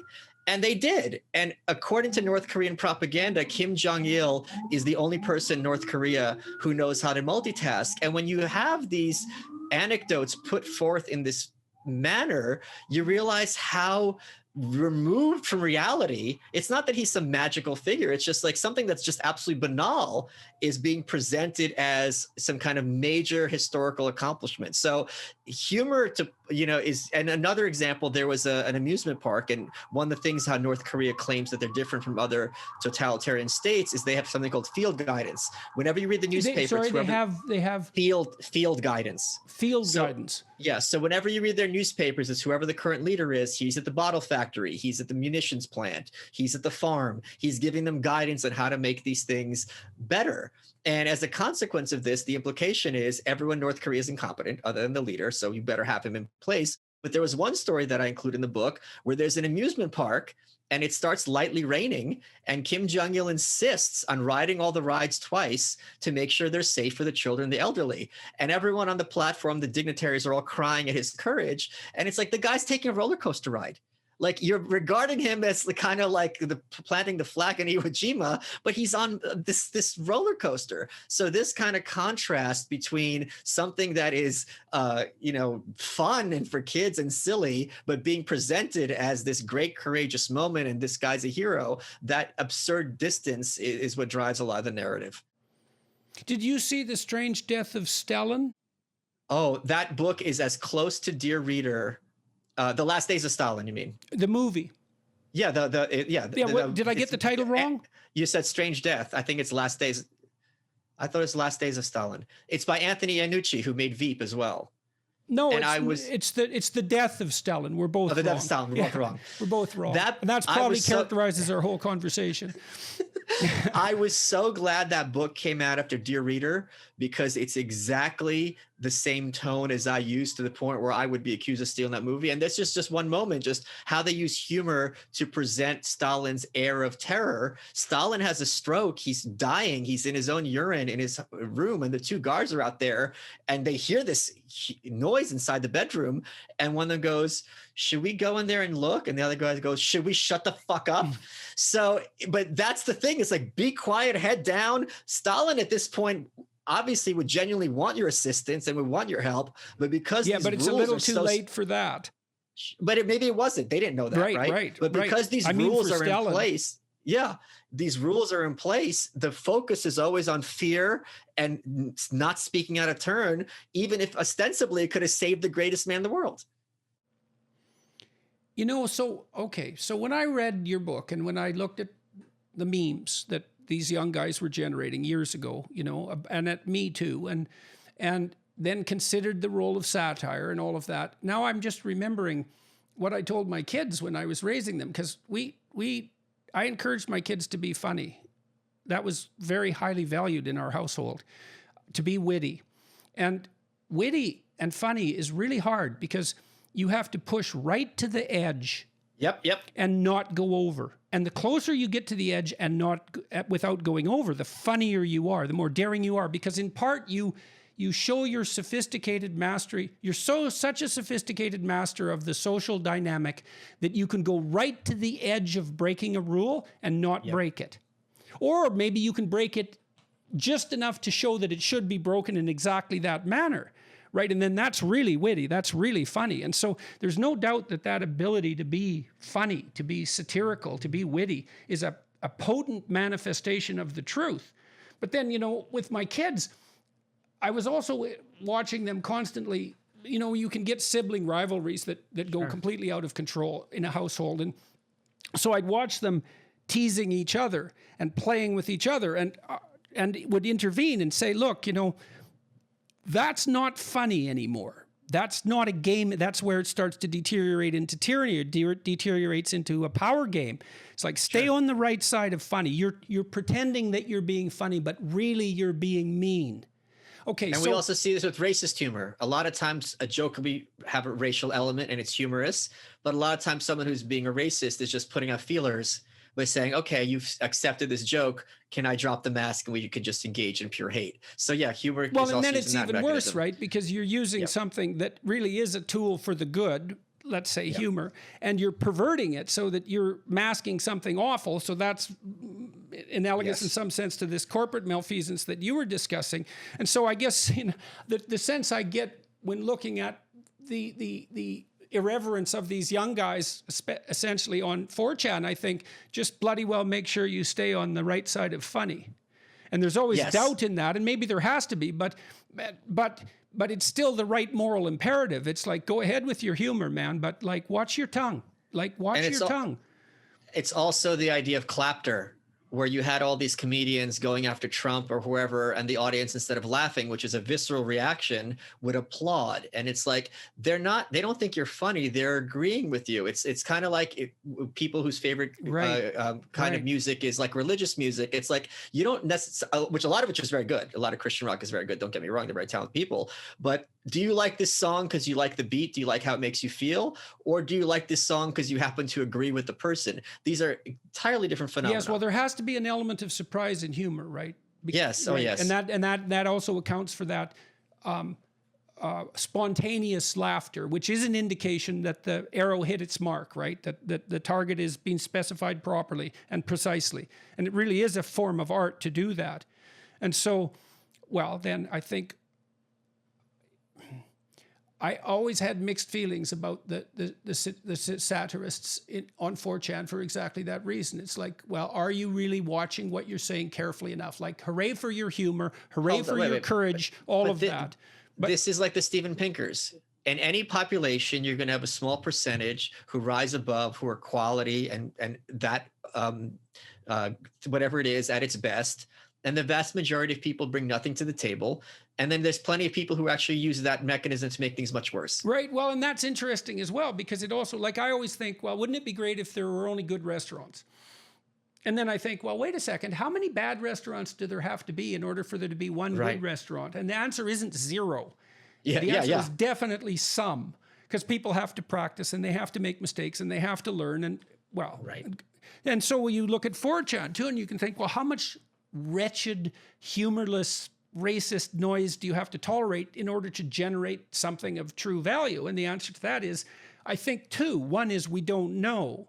That's the first answer. And so beware of clamping down on it too precipitously. But the second is, maybe that's also something that each of the people who are involved in that kind of activity should should be attending to, within the confines of their own soul, so to speak. I mean, they're anonymous and it's evanescent, but that doesn't mean that you bear no moral responsibility for what you're saying. Yes, and I think cruelty for the sake of cruelty is really a sign of weakness. It's the kid pulling the wings off of a bug, or like, putting tin cans on a cat's tail. It's a way for people to just feel some modicum of power over another human being. But that's a very parasitic way of looking at things, and using this other person as a means to an end. And this person might not be a great person, but really, what are you accomplishing? You're just both miserable now. There needs to be, in my view, a joyousness to what you're trying to do, and I certainly hope that permeates my work and my output. That's a good place to stop. Thank you, sir. Thank you very much.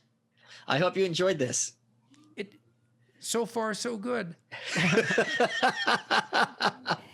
Such an honor. Thank you. Can I ask you do you have to bounce right now, or do you have time for one question? I have time for a question.